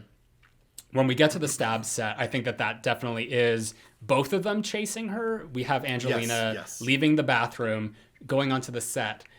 So what I think it is that the Ghostface who pops up behind her, Sydney, in the window, would have been Angelina, who then, Sydney goes, or no, that would have been Roman, sorry. The one that pops up behind her in the bedroom window and pulls her out was Roman. Sydney then goes running into the house, and then it's the same beat from the first movie where Ghostface lunges out of the closet. I think that the Ghostface who lunges out of the closet is Angelina, because that's the one that chases her up the stairs, and then when Sydney is kind of like standing on that ledge because the door that goes nowhere other than like falling into the room below, that's Angelina who comes in, and then Sydney pulls her and throws her onto the bed, because Sydney then goes back out the door and she's still on the upper level and she's calling out for Dewey, and Ghostface would have had no time to who knows? It's a studio. There could be like secret passages anywhere, but we then hear Sydney over here in the room. And I think at that point that's Roman, because he would have had enough time to like go up there and then stage the whole thing of like under the body bag. So that's why I think it was both of them in that scenario where Angelina... In this scenario where there are two killers, yes. Yeah. If this is not what we think happened, this is just it had Angelina been revealed to be a Ghostface. Yeah. There was like a lot of other things that I was trying to like, maybe like, did she do anything after, like maybe she was fake killed? And this is only based on the fact that like in the box set for the DVD, which you can see like right over here above my head. There's an insert that shows like rest in peace, like all the characters, and for some reason Angelina is mysteriously not included, which I think is just an error. But like people have kind of taken that to be like she's still out there. But just in case, I studied it and I want to see like, okay, well maybe like he fake killed her and then she was like in the Ghostface garb doing other stuff up until the point where Sydney comes or whatever, and then like got away. However, because when Kincaid comes, he shoots Ghostface, and we see like Ghostface get shot. Because I was just like, well, maybe because this seems like another scenario where they're Roman is teleporting, and maybe the one that comes out of the closet after is actually Angelina. But Wes Craven, you know, eye for continuity, that Ghostface robe had bullet holes in it, so I fully believe that, you know, even if there was a hypothetical, like Angelina was killed when she was killed.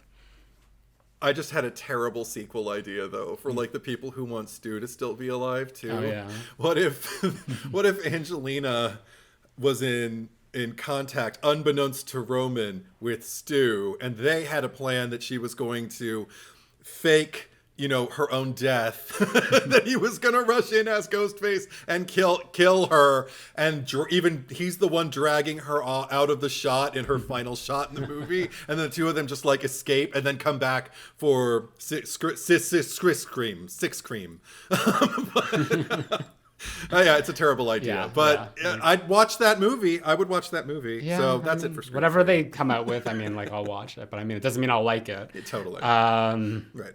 So yeah, I think we've covered the hypothetical Scream 3 pretty enough. Well. So let's get to Scream 4, which this does seem complicated. Hopefully it won't be, but this is I feel like there's a lot more happening in this, like same as the first movie, but I feel like this is like more so just tidying up inconsistencies. So we'll see if it's a minefield. Yeah. So let's go. Marnie kill.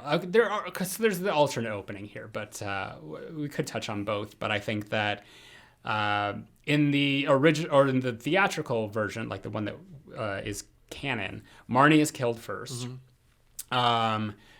Based on the fact that Charlie admits later on, he actually, there's 4 names that he throws out. He says Jenny, Marnie, Olivia, and Robbie. And just in terms of like his kills that he clocked for himself. So that's why I think that like Marnie was the one that he killed. The phone call that Jenny picks up, I think that this is Jill.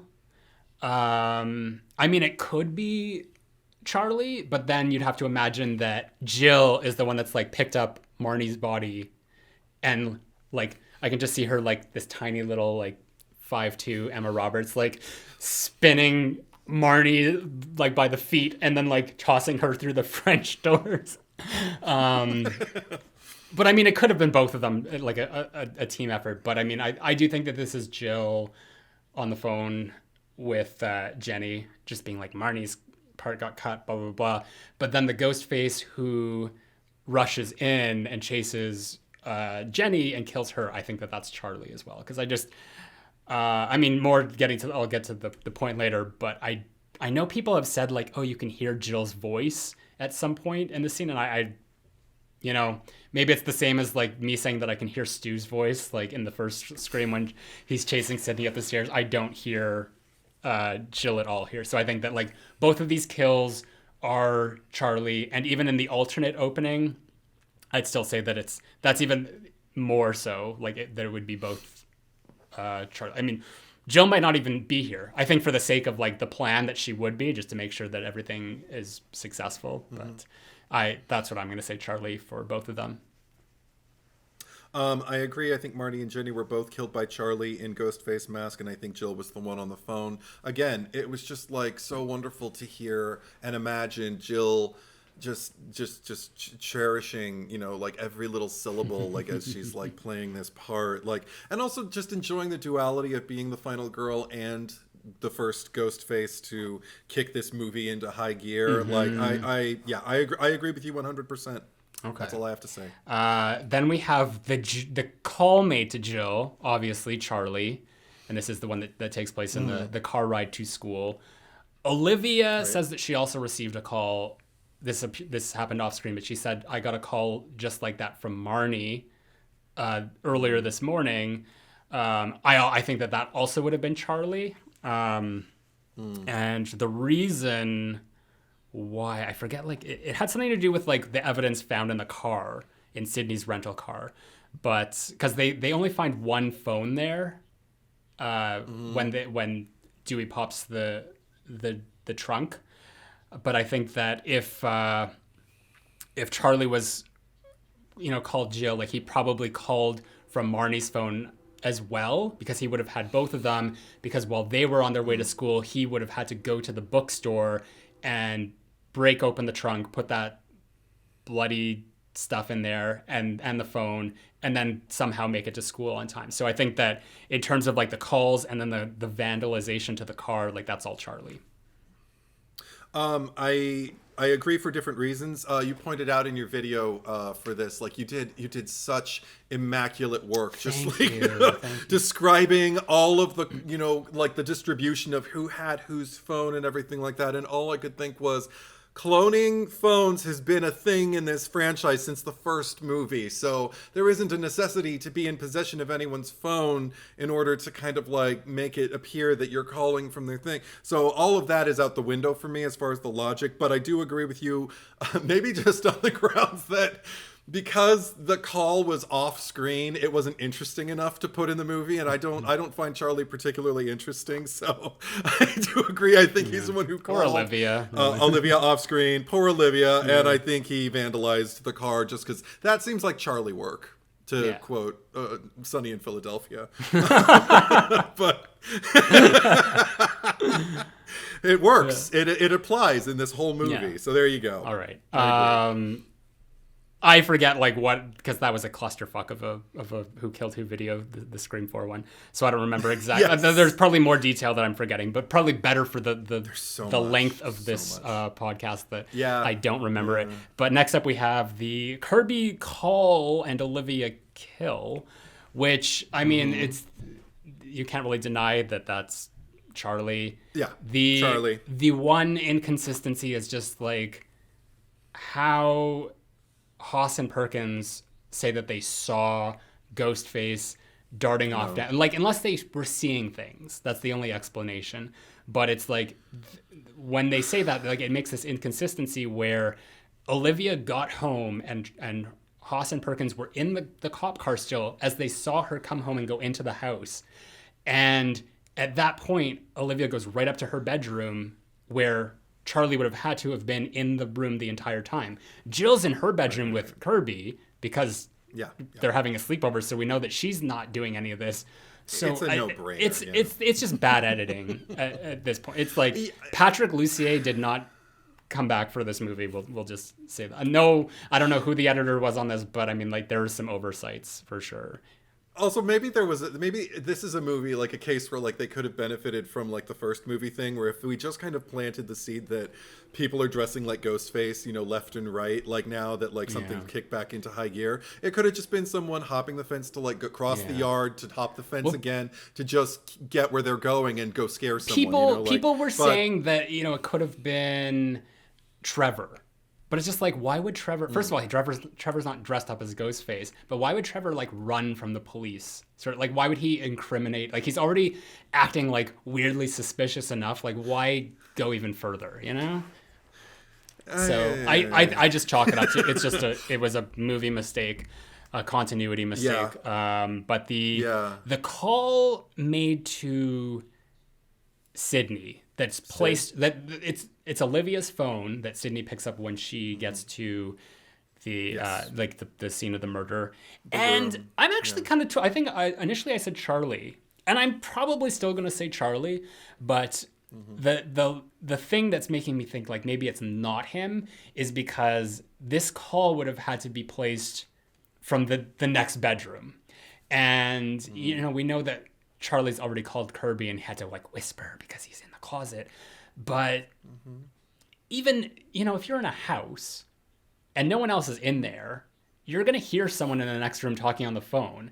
So that's the only like logic that I can't get by of just thinking that it is Charlie. But Charlie does...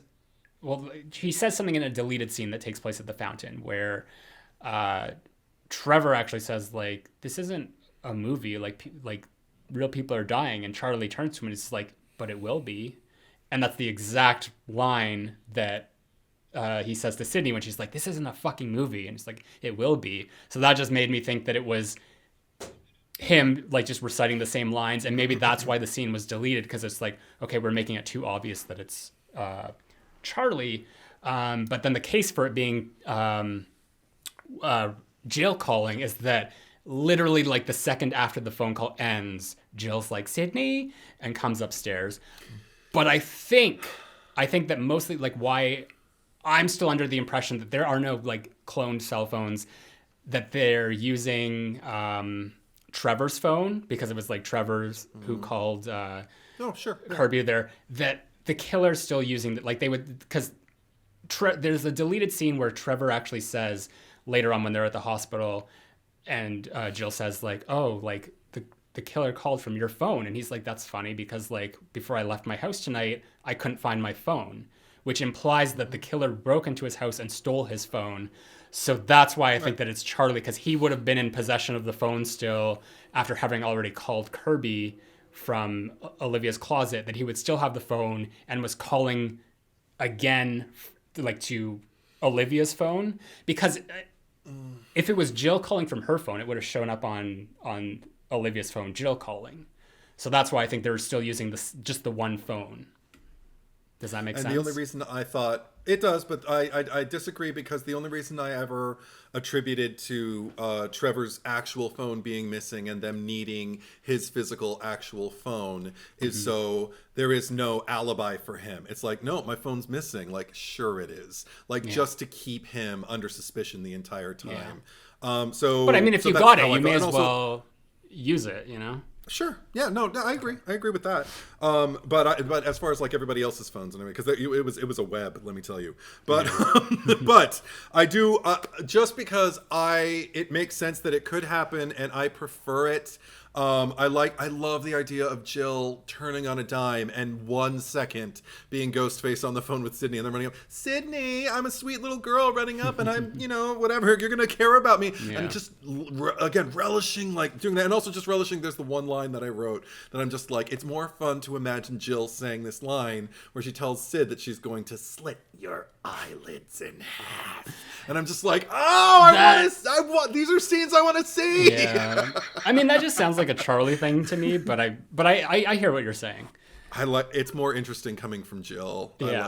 I like it better. So next up we have the Rebecca call and kill, and I think this is Charlie. And I mean, I when I look at this movie, I always look at it through the frame of like the extended cut, or just like all the scenes that were removed, and we can see that Jill is in like the hospital, like she's actually like she's with her mother or with Trevor or like whoever's there. She doesn't have time to sneak out of her room, go to a parking garage, go under the hood of the car to like tamper with the thing, and also like I guess like take the door off the knob off the thing or whatever, like loosen it so that when Rebecca like goes to open it, it breaks off. So I think that that's all Charlie. I've heard people say like, well, it can't be Charlie because he was there at the press conference with Robbie when Rebecca was thrown off the side, and it's just like, show me where he was in that scene, because he's not there. I didn't see him anywhere. The only time we see him is when they walk up and they're talking to Gail. After that, he's not accounted for. So it's the only people, like, they're not accounted for, and Judy's not accounted for. So it's just like there's certain people that they're trying to keep as suspects in that case. So that's why I think like it's still Charlie. And I feel like it's one of those scenarios where Jill would have more explaining to do if, like, after she's been stitched up, that she's wandering around in other parts of the hospital, as opposed to Charlie with Robbie, where Robbie might just be like, where were you? Where he might have already been like, I'm going to go interview some people over here, or something, whatever they're doing for their live stream or whatever. That, like, Robbie is less likely to question Charlie than other people would be of like Jill not being in her. I mean, I don't think anyone would suspect Jill, but I just don't think, like, it just arouses suspicion that doesn't need to be there. Right. What was I gonna say? I agree with you. I think Rebecca killed and called by Charlie, but really for me it was two things. One, something about the proximity of Ghostface's face, or the mask, like close to Rebecca, and the way he just stabs her and gets really creepy close to her. I just thought, you fucking incel. It just felt like something gross Charlie would do. And also his delivery on the phone of like, and they're gonna find you in the morgue, you know? It just sounded so un-Ghostface and so angry and bursty and like unnuanced, and there was no villainy dripping or anything like that. So I was like, that's Charlie. Yeah. He has no nuance and no no appetite for, you know, like a tasteful murder. So it's also so I think, the funny thing about this is like they didn't have to kill her. Like the reason for killing Rebecca was to kind of like weaken Sydney's inner circle, because it's like they wanted to thin the herd, I guess, or just get rid of all the people that are her protective shield. Yeah. But they didn't know, or at least Charlie wouldn't have known that Sydney just fired her. So they could have just like let her live and been like, cool, get the fuck out of here. We don't care about you, bitch. Yeah. And she's waiting by the phone. That I feel like that, I mean, not that I would think that like Jill would be like going and eavesdropping on like Sydney or just like private conversations, and like not that this was really private because it was a very public firing, but like Jill wouldn't have like bothered with it, or just been like, oh, we don't have to deal with her, where Charlie would have been like, I want to kill her though, like I really want to kill her. So yeah, that's why I think it was definitely Charlie. Next up we have Gail's attack at the Stabathon. I was gonna say the Tower Farm, but wrong franchise. The Tower Farm. The Stabathon at the not Tower Farm. I mean, it could be. It may as well be. Go on. This is another scene that's like, you know, very, I think I described it as like Superman Clark Kent, of just like, because I think it's Charlie, of just him having to be like, okay, now I'm Ghostface, but now I'm Charlie, but now I'm Ghostface, and now I'm Charlie. Because I mean, like, we see Jill, like, she's at home still. She's with, like, I don't know how far this place, I mean, regardless of who it is in the scene, like, there's a discrepancy with distance in terms of like going back and forth between the Stabathon and Jill's house. But I think that this is all Charlie, because I feel like those cameras, those are more his thing, because like later when he shows the footage on his phone, when we see both Marnie and Olivia getting stabbed. By the way, the shot of Marnie getting stabbed on the phone, that's from the alternate opening, but it shows like it's not like coming from somebody's like cam, like, because they showed that like they had cams inside their mask. This was like a stationary camera, which is why I think like that was Charlie's, that he set up at Jenny's house and at Olivia's house, and then at the Stabathon as well. And then there's just the fact that like Jill was at home, she was texting Kirby to come pick her up.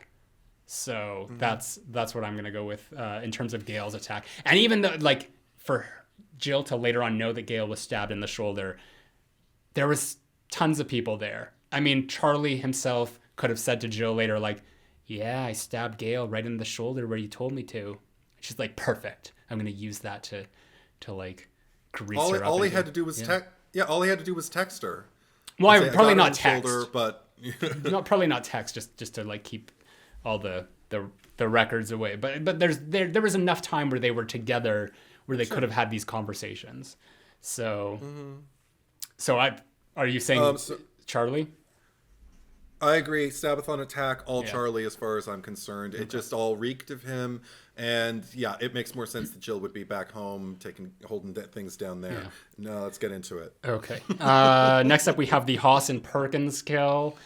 And this is another fucking clusterfuck of a scene, because I mean, I don't think this is Jill. I think Jill's gone already when Haas goes around the side of the house and he sees the window open, because Jill has snuck out.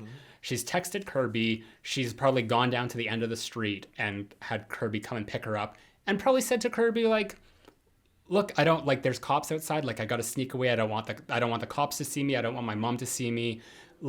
I'll meet you on the, like, she could have called her after and said this, but like the text conversation that she purposefully left open for Sydney to find, to lure her to Kirby's house in the end. And like another fucking like, okay, how we're going to explain her getting there. But I think that at this point, Charlie has come back from the Stabathon, killed the cops. We see later on in the movie, he has the gun that he hands to Jill, and he says the cops would have wanted you to have this. So I think that he killed them and he drove their car down the block, because we also find out from Judy later that their bodies were found in the car down the block. So he Two blocks away. 2 blocks, whatever it was. So I think that he killed them, put their bodies in the car, drove the car down. When Kate arrives at the back of the house, actually, like when she comes back in, after the killer has called Sydney, there's no way that we can like streamline this. So I'm just all three. So we're just going with the cop kills, Kate's kill, and the phone call, because I think that this is Charlie who called Sydney. And I think that like what happened is after Sydney got off the phone and she ran out and she's like, Kate, and they're like, we have to go, like Jill's in trouble. And that's when she's like, the cops aren't there. They were there when I pulled up, but they weren't there when I went back for the second few bags of like the second trip of grocery bags. So that tells me that killing of those cops, like Kate had already come home before that happened. She pulled up in the driveway. We didn't see this because they didn't film it, but Charlie goes in, kills them, drives the car 2 blocks away, that when she comes back outside for the second trip of bags, she's just like, oh, well, they weren't there when I went back outside. Comes back in, Charlie's already made the phone call while he's driving, like while he's probably on his way back to the house. And then also at some point, we have to imagine, because this is new information that I learned, that there is a Ghostface costume strung up on the back porch to make it look like when they see the reflection that Ghostface was standing there, but it was actually just a way to lure them to the front door where Charlie was then waiting. Right. And that's where he killed Kate. And meanwhile, all this is happening, Jill's already with Kirby at Kirby's house. So that I don't know if that made any sense, but that's my best rationale for it. Okay, I'm going to do my best to address, because there's a lot. Basically, I disagree. And this is why. I believe that Jill came out of that window, came down, dressed, whether she did it up there or whether she did it down, whatever, she got in her Ghostface thing, killed House and Perkins, because also there's something about the nature of the kill and just kind of like watching, particularly Perkins as he's doing before he does the Bruce Willis line and everything like that, just kind of watching. Again, there's like this sinister kind of like quality to the stillness of Ghostface that I don't attribute to Charlie. Not that I think he's manic like Stu is, but there's just something more interesting about imagining Jill as this I don't know, just kind of inhabiting her ghost face and feel it out as though she's the Michael Myers, as it were, in her own movie and stuff like that. It could be Charlie too, but I just think it's more interesting if it's Jill. And also, you mentioned the thing about like her texting and it being there for Kirby. That needn't be a real text. Again, like she could have photoshopped something. She could have just had changed in her file like the number that Charlie like texts her at and had him text her like as Kirby, like, like, I'm gonna come get you. Do you know what the cloud is? Like, that shit stores everything everywhere. That was a real text. But Charlie is also a techie, and this is well into an age of hackery and of like dark web shit and everything like that. So we have no idea the extremes to which like his hands can like kind of, and also, I mean, she could have just photoshopped it. She could have, all that she wanted was something there for Sydney to make her think I'm not where I am. So that's what I think happened with that.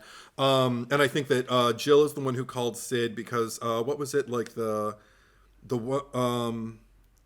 way that's the sing-songy way of like that one line, the ones you care about the most. I'm probably saying it completely wrong. I don't remember the exact delivery. But again, there was something about it that just felt very Jill to me. Very like, I'm playing a part kind of thing. And then I do believe that I do agree with you as far as like that was probably the one deleted thing that I was like, yeah, I like that, hanging the ghost face thing like so it reflects in the wind chimes to send them back over. So that also makes sense to why Sydney, when she was making the tea, that she heard the noise outside and went to investigate, and then like they would have taken off before like hanging it up because they're like, oh shit, and that's why it was dangling because they had like dislodged it while they were attempting to set it up the first time.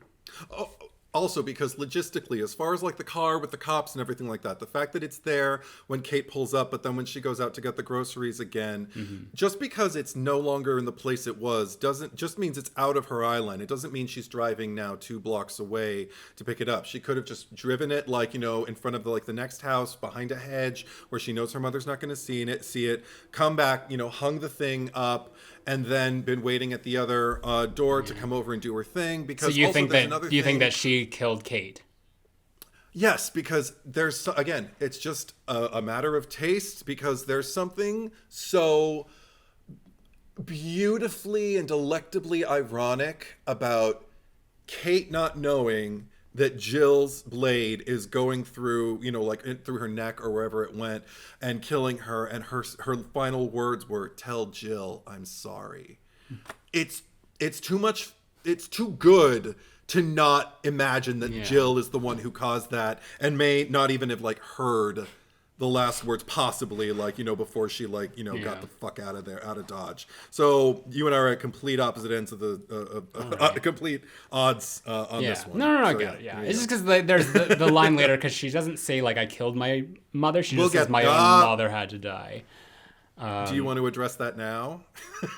We're running really long, and we still got another movie to get through after we finish this one. So how much do you want to say about it? The last one's going to be real. The last one's going to be real fast. Okay.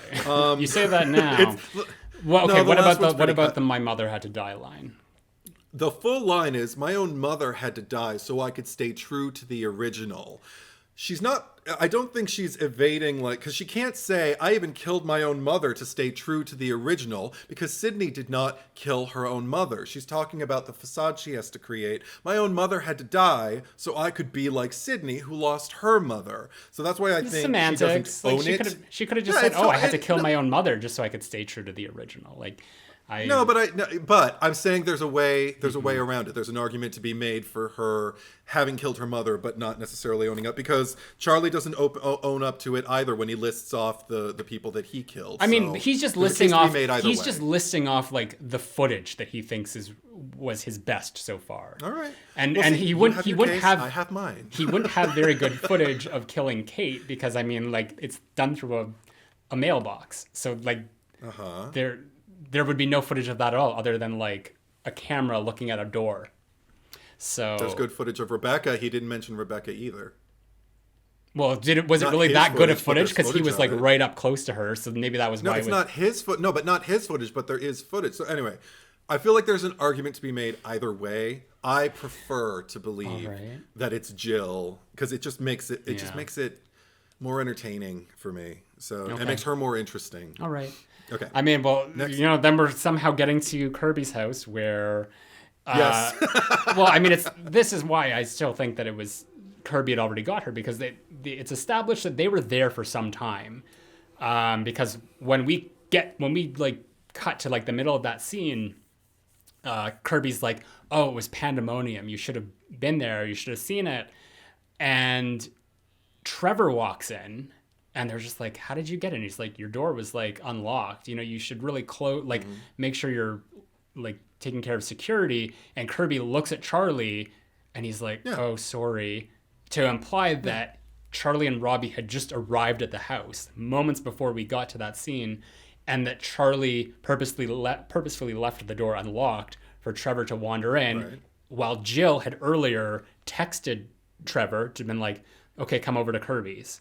So that's why I feel that they were there for a while.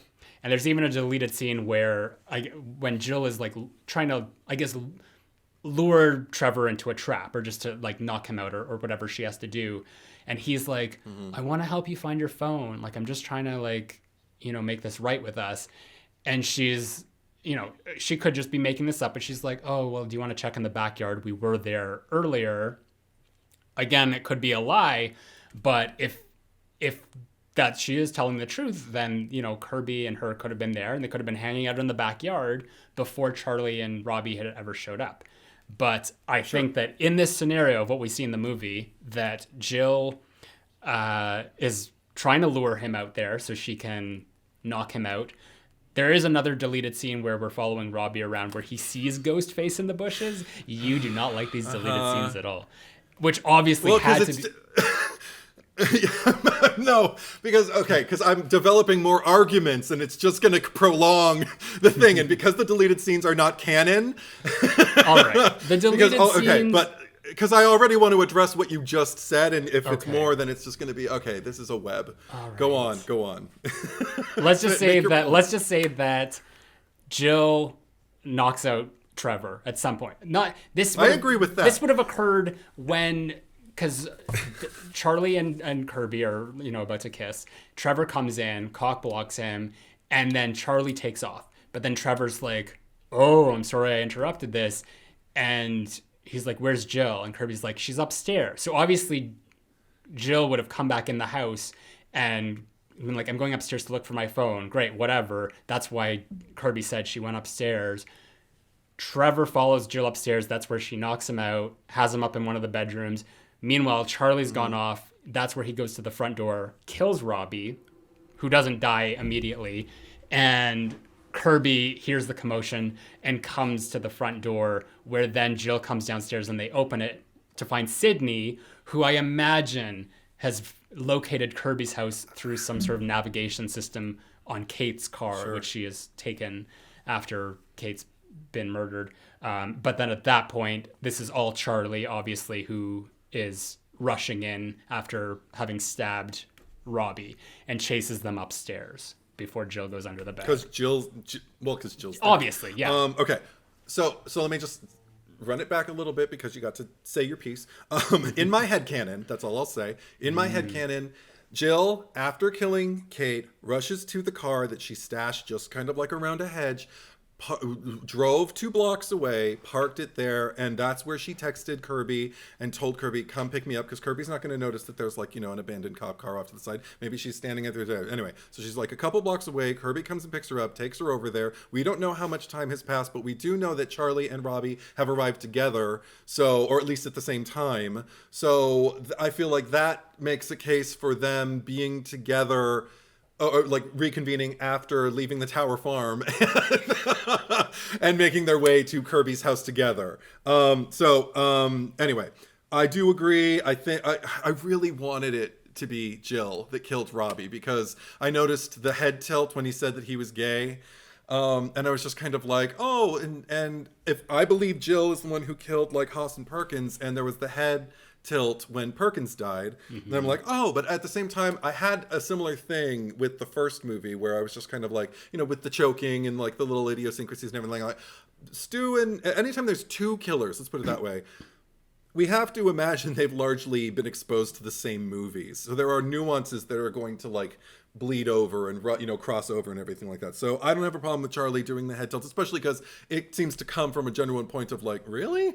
But I liked imagining it was Jill, just because I like the idea of her going like, really? And then him going like, I mean, if it helps, and her just thinking, loser, and then just stabbing him. Because it's more fun, but there was no way I could rationalize it that would satisfy me. I was just like, no, it has to be Charlie. Yeah. And also, I do agree, he does get almost like hulked up after he gets cock-blocked by fucking Trevor. Well, he's like smashing through that door like Jack Nicholson style. Yeah, so it makes sense. Yeah. I just wish it was Jill. I wish it made sense. Trevor goes upstairs. That's where Jill incapacitates him. I totally agree with that. Yeah. And then loaded him in while Kirby and Sydney went downstairs in the dark. Yeah. Well, because when Sydney comes back in the house, when she bumps into Kirby, they hear like a thud, thud, thud upstairs. Yes. So that would have been Charlie going back into the house, because he's on that roof section with Jill, and they're like, okay, let's go bring this loser down to the fucking pantry or whatever. While Sydney and Kirby go down. I just thought it was Jill, just shut up. I just thought it was Jill just trying to knock him out so he'd stay fucking still. I loved you. I mean... but then obviously the call placed to Kirby is Jill, because Charlie's in this chair, and that's it. Because Charlie's right there, and I don't think there's anything else we have to say about this. No. Okay, fucking awesome movie. Now we can get to 5 cream. Okay, 5 cream. So this is very preliminary. things could change before I make my video. This obviously isn't going to be as in depth. This is just sort of like my surface findings. So I think that the opening scene, the call made to Tara and the attack is all Amber. I don't think that. I mean, just looking at this like more simplistically, Richie says to Dewey, like, as an alibi, like, I was in Modesto with Sam when Tara was attacked, and Sam didn't contest that, so I don't see like how he would have been there.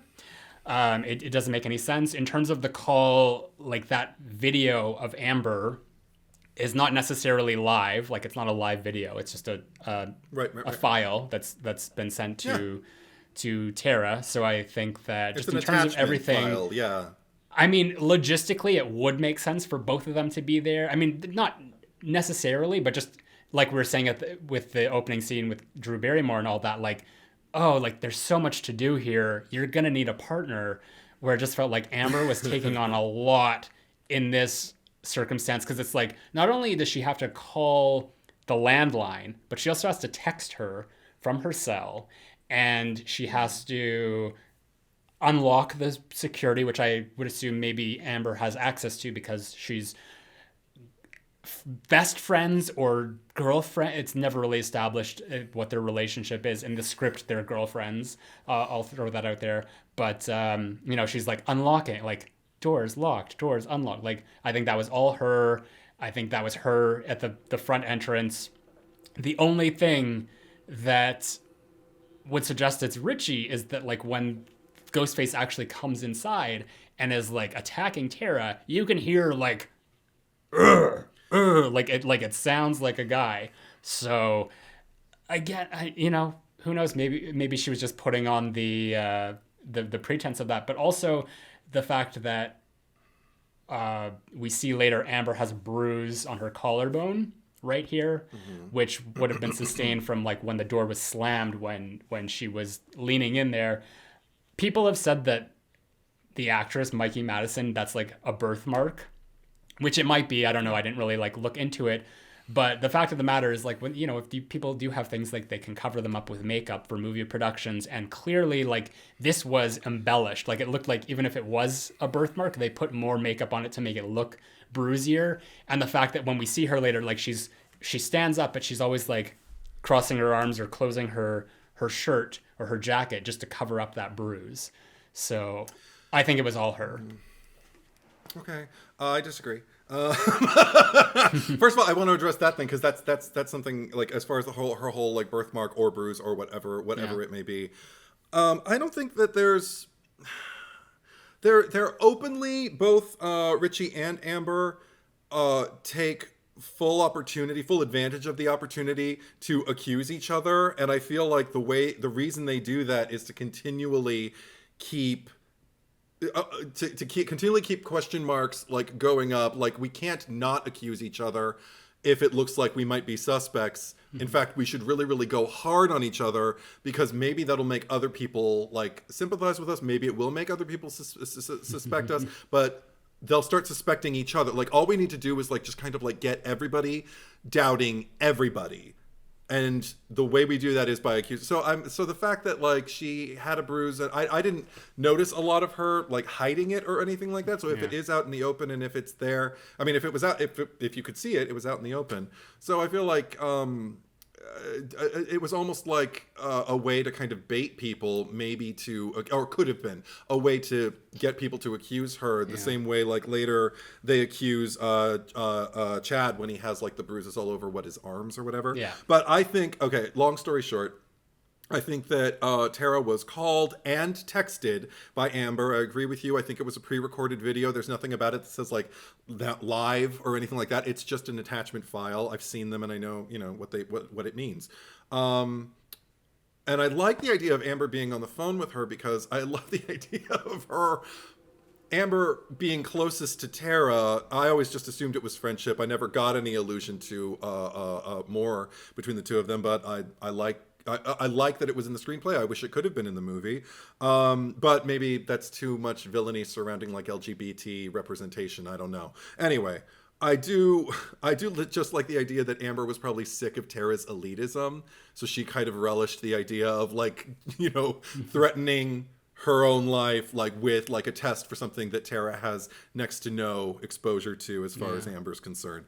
But I agree. I think I agree with your argument against yourself just based on the noises, because they didn't sound like Ghostface voice noises. They just sounded like, huh, huh, like just like a regular male voice. So by process of elimination, I believe it was Richie. So, and also just the stature, like it just looked very tall. Here's and a question. angular, Do you like think... a Ghostface. Do you think that they meant to keep Tara alive, or was it part of the plan to spare her and only attack her?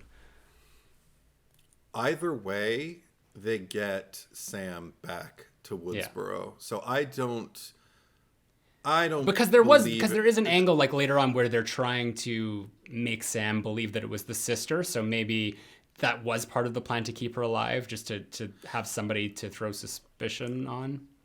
I never like to believe that the killers are that smart. You know what I mean? I feel like with these killers, they are not smart. Like these are probably the worst killers not the worst killers, but the most like ill-equipped to take on well, at this stage of the franchise, I mean, I have to agree with you. Yeah. But at the same time, these killers get a bad rap. I don't think they necessarily deserve it. I still enjoy watching them, and I don't. Oh yeah, they're fine. Like I said, it's not just these killers; it's the ghost faces at large. There's always there's always like the plan, but then there's like the plan B. This didn't go the way we thought it would, so what do we do now? Yeah. I always feel like there's that in the air surrounding the Ghostface twosomes. Okay. And I don't think this movie's any kind of exception. So I think had she died, I think, because also that's a lot of stabbing to do to a tiny girl. I think they had a plan for like if she survives, if she dies, whatever. The attack needs to be brutal. We need to really lay into her, because I thought at the end of that sequence, first time I saw it, she was dead. Yeah. So, okay. Yeah. Vince kill. And this is probably going to be real quick here, because I think that there are very specific ways that both Amber and Richie stab and kill people. And I think that Amber predominantly, like, she's more aggressive, and that's why I think that it was her who attacked Tara, because she's more just like quick stab, stab, stab, stab over, where Richie is more precise and more like he goes for the jugular. Like he knows that like the neck is like the place where I can do the least amount of, like, inflict the most damage with the least amount of effort. And that's why, I think that it's him who sneaks up behind Vince in the parking lot and just does like the one stab in the neck, because he knows like that's all it takes, and then watches him as he bleeds out. Also the fact that Amber is literally with the friend group as they leave the bar. So, and then from there, I guess like they go to the police station, which is established not only in the deleted scene, which is now available if you look for it on YouTube, but it's also stated by Judy that Amber was with me at the police station, because what had happened is someone had found the body and they were all brought in for questioning after that. So the only thing that makes it confusing is because there's like a time cut, or like right after Vince dies, we see Sam wake up and Richie is sitting in the hospital. But I mean, like, you don't know how much time has passed. He could have like snuck in there, turn on his thing, and she might have just woken up because she heard movement, and then he would have been like, oh, I've been here for hours watching stab. So that's why I think that was him. And just based off of the evidence, I think it's the exact opposite. I think it was Amber. Just to expedite things, because she was already in the terrain. As soon as they got kicked out of like the bar, maybe they could have disbanded, and she could have just been like, I'll catch up with you later, okay? Text me when you get home. Let me know you're safe and everything. And then decided to like go over and get all ghosty, like, Vince is here. I've got him. And maybe like called or whatever, messaged Richie and just let him know I'm taking care of this. Because there was something, again, I don't know, there was something about the body language that I could see Amber, I don't know, she's so weird. I could just see her just kind of, that weird like slash and just kind of like watch. No, that's not her. She's like multiple. No. She's multiple Mabel. She's multiple Mabel. She's multifaceted. She's multiple stab wounds. Because also they never said in the statement, like, just, I mean, yes, they all reconvened they all went to the police station, and that's what her alibi was and everything like that later. But what was I going to say? God, I'm getting tired. But nobody ever says we were all together. It couldn't be any of us. Nobody ever expressly because we never see that scene. Right. Anyway, this is all supposition. Moving on to the Sam call and attack. And I think that this is, just to get through this quick, I think that this is Amber calling, and I think this is Richie attacking. And for like a lot of the reasons that we've stated before in the past is that, the killer is literally within feet of her. If they're on the phone, Sam's going to hear them in the room with her. Also, the fact that we see when the phone rings, it says maybe Amber Freeman. So that would tell me that it's Amber's claiming that her phone was cloned. That's not necessarily the truth. It's just that she's saying that that's kind of her alibi for why these calls are coming from her phone. And even after when Judy is like, you see her looking through Amber's phone because it's just police protocol, like, well, I've got to check your phone. Amber simply would have just gone in there and deleted the call history and then given it to Judy to look at. So I think that this is Amber on the phone, and she just waited for or Richie was behind the door, and he just waited for the moment where Sam was just like, well, why don't you fucking come for me, or whatever she says. And then he jumped out and attacked her because he was already in the hospital, and then he ran back to the room. Completely agree. Attacked by Richie. There's even something about the nature of the "come get me" that just, I don't know, it just sounds like Richie to me. He's closest. It makes sense. I agree with all that. Mm-hmm. I also think it was called by Amber. And also that's the reference that we get from Judy where she says like Amber was at the station, like she's accounted for. Yeah. And his only alibi is he was watching Netflix in the next room. Yeah. So totally. Amber has an alibi and she was there, but she could have like ducked away and like said, I gotta go, whatever. And she made the call and did all that. Yeah. And again, like I said, like they had the thing where if somebody says, well then come on and show yourself or whatever, with pleasure, it happened all over again. It's like, okay, I'm going to drop the phone and you better take over kind of thing. So yeah, all right. I agree. Awesome. So next up we have the Judy call, Judy kill, and Wes kill.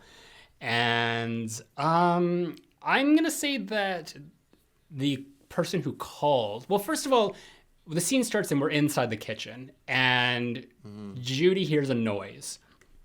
And she goes to investigate, and the door is open. I think that what happened, because you can see Wes kind of pops out from nowhere, but he's in it. There's a door off to the side when Judy is going to close the door that is closed. And I actually went online. I looked up the address for this house and looked at like pictures inside because it is for sale to just get an idea of the layout. And that room, because after Wes pops out, the door is open, which tells me that that's the door that he came out of. And if you look at like online of just like inside this house, that is a bathroom. So I think that what happened is that he was out for a run because she's like, oh, have a shower. You're all sweaty. So that's what he was doing. He was out running. Ghostface came back to the house, like followed him back there. He went in and probably like didn't lock the door, which does seem out of character for Wes because he is so super careful about being safe. But then whoever it was, which I think is Richie, who's the one that came into the house, did that, left the door open, hid somewhere in the room when Judy went in there. And then we see what happens where they go out to the front and she's like, oh, I'm going to go pick up our food, go have a shower. And then at that point, that's when Richie, who's inside the house, calls Judy because he's inside the house with Wes and knows that he's taking a shower and just like, have you ever seen Psycho? And that's the whole bit there. Amber, I believe, is also there, but she's outside of the house and she's waiting at the front door, and they've coordinated this because he's like, I think that what they wanted to do was kill them both, but just because Judy left, they probably quickly had a conversation while Wes was like going up to the shower, and they're like, okay, I'm going to lure her back here. I'm going to take care of him. You take care of Judy when she comes back. So when Judy comes like pulling back up to the house after Richie's been on the phone with her, that's Amber at the front who like comes out from behind the bush and starts stabbing her, which is also consistent with what I was saying of just Amber being more so like torso stabby, where she's just like stab, stab, stab over and over again. And then the one inside, I believe, is that kills Wes is Richie, because first of all, the knife in his hand is clean. There's no blood on that knife, which tells me that that is a different killer than the one that stabbed Judy. And B, his instinct is to go for the neck. Again, like Vince, like we're going for the neck. I'm going to stab you in the neck. So that's what I think happened. Okay, I disagree. I think I think it's just I'm going to try to make my case as brief as possible. I feel like Judy was called by Amber. There was something about like the emphasis of Sheriff Judy that just sounded sick and twisted. And this is an interesting one for me, actually, with these two killers, because for me, we're perceiving them in kind of different ways, because like I agree that Amber's kind of like off her rocker and chaotic, but I feel like Richie is all about like momentum, aggression, like this toxic masculinity, and this like, I mean, and it's showcased when he finally reveals who he is to Sam in the finale. Like all of a sudden he goes from being this kind of, you know, not wayfish, but you know, just like nebbish kind of like, hey everybody, like, okay, everyone out, oh thank you, leave the cup, whatever, and all that stuff, into just like this like kind of like there's no other word for it, this like erect force, this just kind of like tense muscle, like everything about him. There probably were a few other words for that, but we're gonna go with an erect force. Okay, so anyway, and there's just like this incredibly like testosterone filled like again hulked out like kind of like, you know, He-Man bullshit that I get from him, that I don't feel that I don't know, feels like anything that comes from like a particular kind of rage.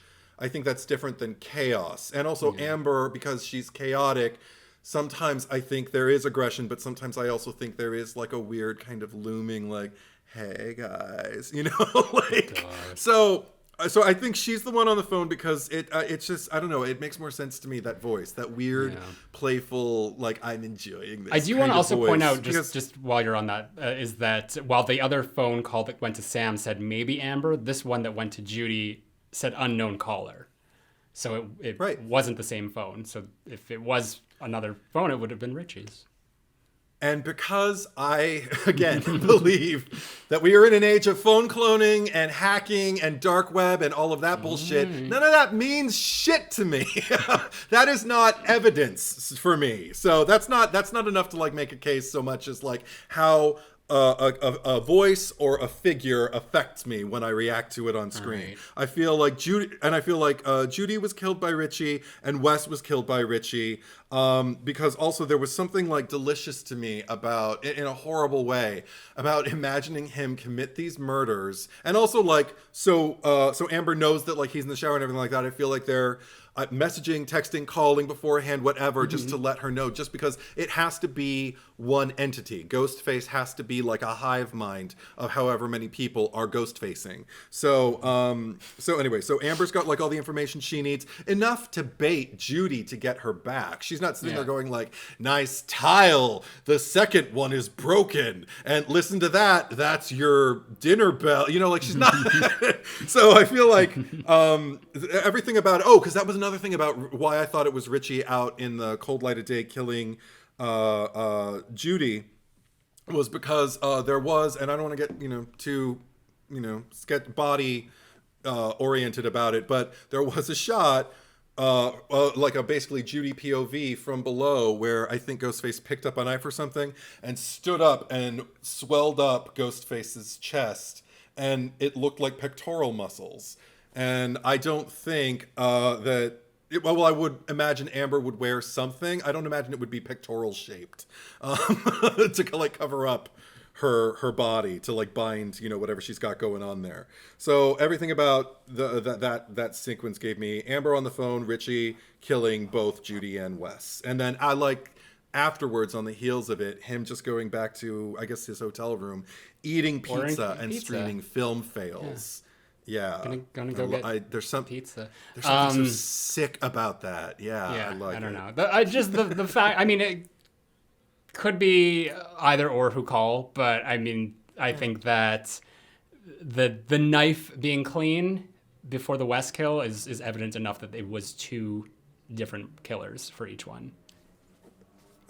What are they going to do? Whatever. Do you know how hard it is to get blood off of anything? Like, they're going to have to go into, like, find a sink and, like, there are thoroughly clean Ghostfaces that. who have done this. But that still leaves, like, a bloody, like... It has, but not always. Sometimes it still leaves a bloody trail. Sometimes it cleans it. It won't. Go back and look. It is pristine. We're not gonna see eye to eye on this ever. Yeah, apparently. Next up is the hospital scene, where first we have the security guard / police officer. This is going to be the only one that's like really the question of who it was. I think that it was Richie again, because this is a throat slit. I think that it's more like Richie to sneak up behind someone, because I'm just going by the fact that I think that Richie's already killed Vince and Wes. Both of those were sneak attacks, whereas like Judy and Tara were like, here I am. That I think that it was more likely that this security guard was sitting there. Richie came in, slit his throat, without him even knowing he was there. And then you hear, like, because after Tara discovers the body, she goes back in the room, and you hear kind of like, I guess, like what would be the stairwell door opening. You never hear the elevator, which, you know, is where I would imagine that Richie would come up from if he was going to the hospital, because Sam told him to go check on her. And I believe that he did, because that was established after when she called Richie's phone and just been like, are you at the hospital yet? So I would think that if Richie did come to the hospital, if he was who he was, you know, pretending to be, that he would come up the elevator like a normal person and not sneak in quietly through any sort of like door. So that's why I think that was Richie. They were both there obviously together, but Richie killed the cop, and then Amber came out and did everything else that we see, killed Dewey. It was not Stu. I don't fucking care what people like. There's like this. People have this like imagination where like God. Ghostface is like this hulking beast who lifts Dewey up over their head, and it's like, no, go back and watch. Like Dewey is like almost like a flamingo, like with the backwards like knees and just like, you know, more so like falling down, while Amber is with like cradling him almost with like a knife in the front and a knife in the back. So I see no problem with that. Okay. Oh, God, I thought it was going to be so much easier. This is a hard one. We're at like the Batman length here. This is, if you've made it through this podcast. Okay, so let me just say it. Amber, I thought, killed the security guard, because I don't go for that like, oh, it was a throat cut, so it had to be that person. I thought basically, just logistically speaking, because I believe Amber was the one on the phone and Richie was the one taking care of Wes and Judy.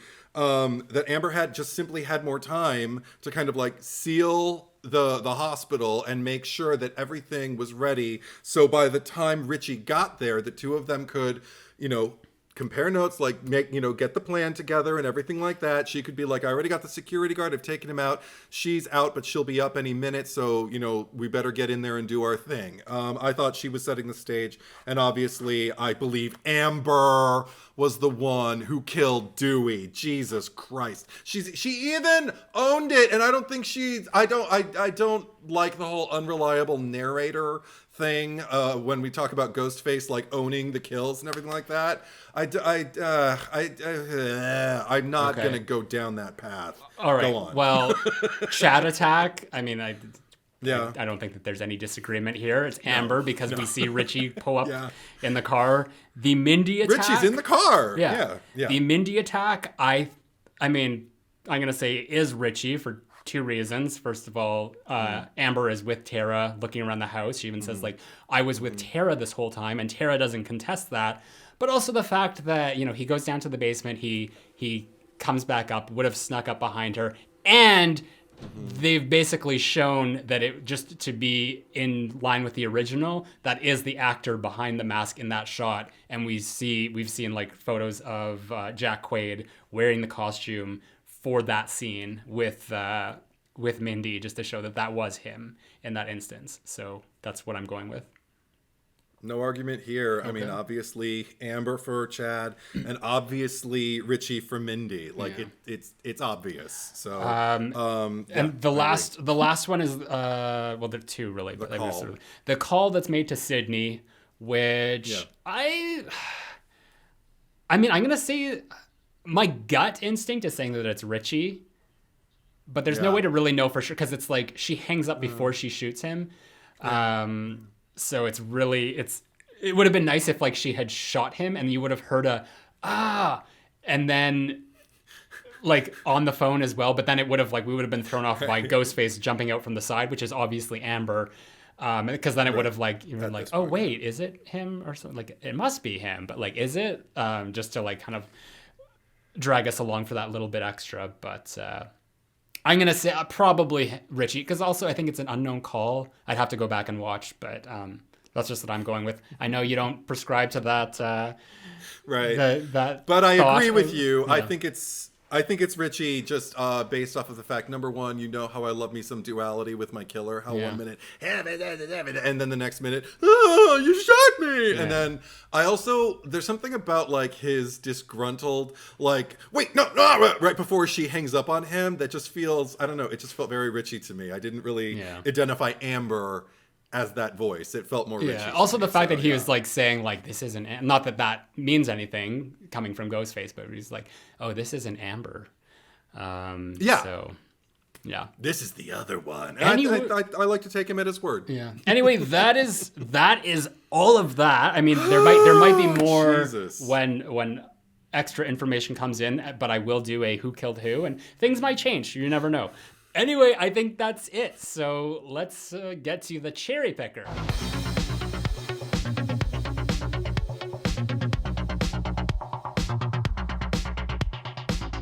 So last week we asked you for Leprechaun, who deserves to die the most? And I said Leprechaun.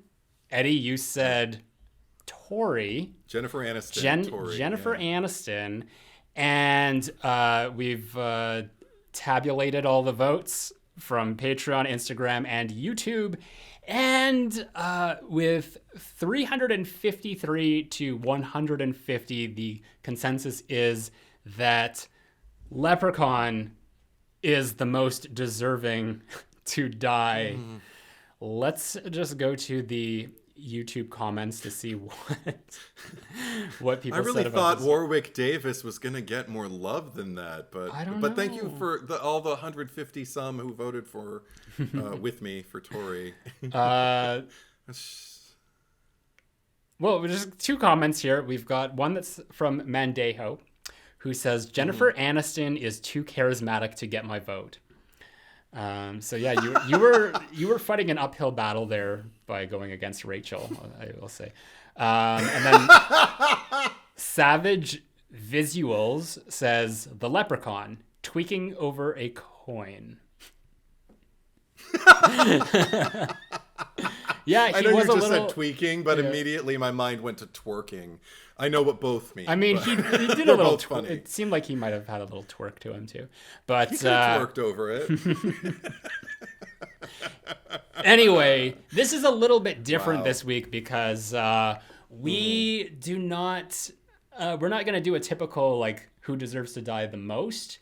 We're going to do something different. We're going to decide which character would have, out of the one that I pick and the one that Eddie picks, who would have made a better alternate killer? Like, who would have been better as a killer? And I'll go first since What is your question? Are you also going to say who they replace? I just wanted to know, because I have mine. No. But are you also going to say... Okay, go ahead. No. Okay. Okay. I'm going to... I did not give this any thought at all. So I'm just going to go with Cece, because that just seems like the most ridiculous thing that anyone could do. It's Sarah Michelle Gellar. I don't know. I just to give her a juicier role. That's why. But Buffy is Ghostface. Yeah. Okay. Because I mean, I don't know. It was always upsetting to me that the whole idea of Buffy was that it's like, here's this like innocent little blonde girl who is, you know, the first to get killed in all these movies, but you know, it turns out that she's Buffy the Vampire Slayer, and it just like it's kind of sad that she actually is in all these movies. Like, I Know What You Did Last Summer and Scream 2, where she is just that, like that character that is everything that she's not, everything that she's not supposed to be on Buffy. So I don't know. See her as a killer. I don't think it would have been good or made sense, but I'm just for fun, I'm going with Cece. Okay, and while you invested no thought at all, I invested no thought at all also, because my answer came to me like that. Because I thought like, okay, movie to movie, because I thought I was actually had to replace a killer. Like, who would I rather have in that slot than anybody else? And I thought, well, I don't want to replace Billy and Stu. I really am fond of the climax of 3, so I don't want to replace Roman. I love the vibe of Jill and Charlie and the Charlie work of it all, and the and because I do like these killers. I wouldn't rather see in Scream 2022 5 Cream anybody else. So I thought like all that leaves me with is 2, and because there's somebody who really bugs me. I know in that climax, and I'm probably going to lose this, especially because you've got Buffy in your corner. I thought I was going to lose, but let's just hear what you got to say. Well, because I don't care. I mean, also, I don't know if you're going to include this because you're not saying instead of, but I would replace Mickey in Scream 2 as that Ghostface with the originally intended Ghostface, Hallie. I thought, because everything that he does that is funny, or is supposed to be funny, Elise Neal has shown in that very movie, that she can be funny. So if she needs to be funny and weird, she can be funny and weird. And also, I would enjoy her performance, I feel, more than Timothy Olyphant's, because you know how I feel about it. And one day you'll find out, everybody who's watching and listening. But I thought you said so I Oliphant. think Hallie... How am I Oliphant. supposed to say it? It's elephant, but with an O. Oliphant. It's because after years of calling him Fantastic. Anyway. Well, okay. Well, then in that case, I mean, if Cece is replacing someone, because I mean, I don't want to get rid of Mrs. Loomis, but I mean, I feel that like Cece would be a more fun like duo with Mickey than she would with Mrs. Loomis. So I don't know. Ooh.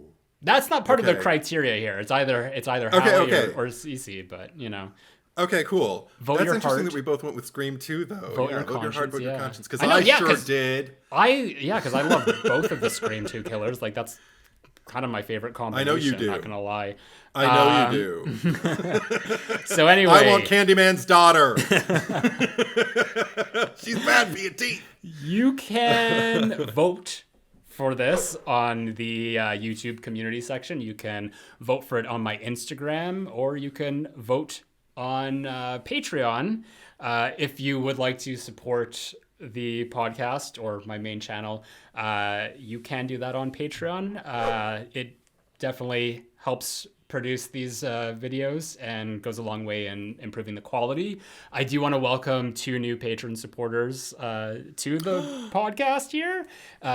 Tina Ann and Allison Bjorg. So, yay! Welcome Tina aboard, Allison. Tina Yay! and Allison. Welcome. I also want to thank Andre Felix for his continued help. Yeah, Andre. And just a reminder, if you're listening, that you can watch the podcast too. If you go to YouTube, it's under the Cherry Picker channel name. Or if you are watching this on YouTube, you can also listen to it, which especially for a very long episode like this might be more conducive. The RSS feed link is in the descriptions below. We also do have a review on Apple Podcasts, which I will read to you right now, which is always exciting. But this comes from Trisha McMasters. Love this podcast. Thank you so much for creating this podcast, Mr. Cherry. I love your channel. And now I'm thrilled to know Eddie. I am so excited every week to find out what movie you'll be doing. I enjoyed Valentine growing up and was so pumped for it to finally get recognition. Keep up the good work. Trisha, you are awesome. If any of you You're a gem. A peach. If any of you want to go ahead and just take a minute out of your day, you can go to Apple Podcasts and leave a review. That would be greatly appreciated. It also helps get the podcast more recognition somehow algorithmically. But you can also find us on social media if you would like to. Eddie, what is your @? At me at Instagram, Edward is Truth, one word. Yeah. And I'm on Instagram as @RetroBitchface. You can also find me on Twitter at ZachCherry8. And do you want to tell the lovely listeners what we got for them next week? Ooh, we got a special. It's a Scream, baby. It's not Scream. It's this one, right? It's X. It's X. not Axe. X. X. Brand new release, 2022. Yes. Gonna be fun, I hope. Anyway, thank you for enduring that with us. This is a long one. Right? This is a long one. Anyway, that's it. Sure, like Peter out here. We'll be right back.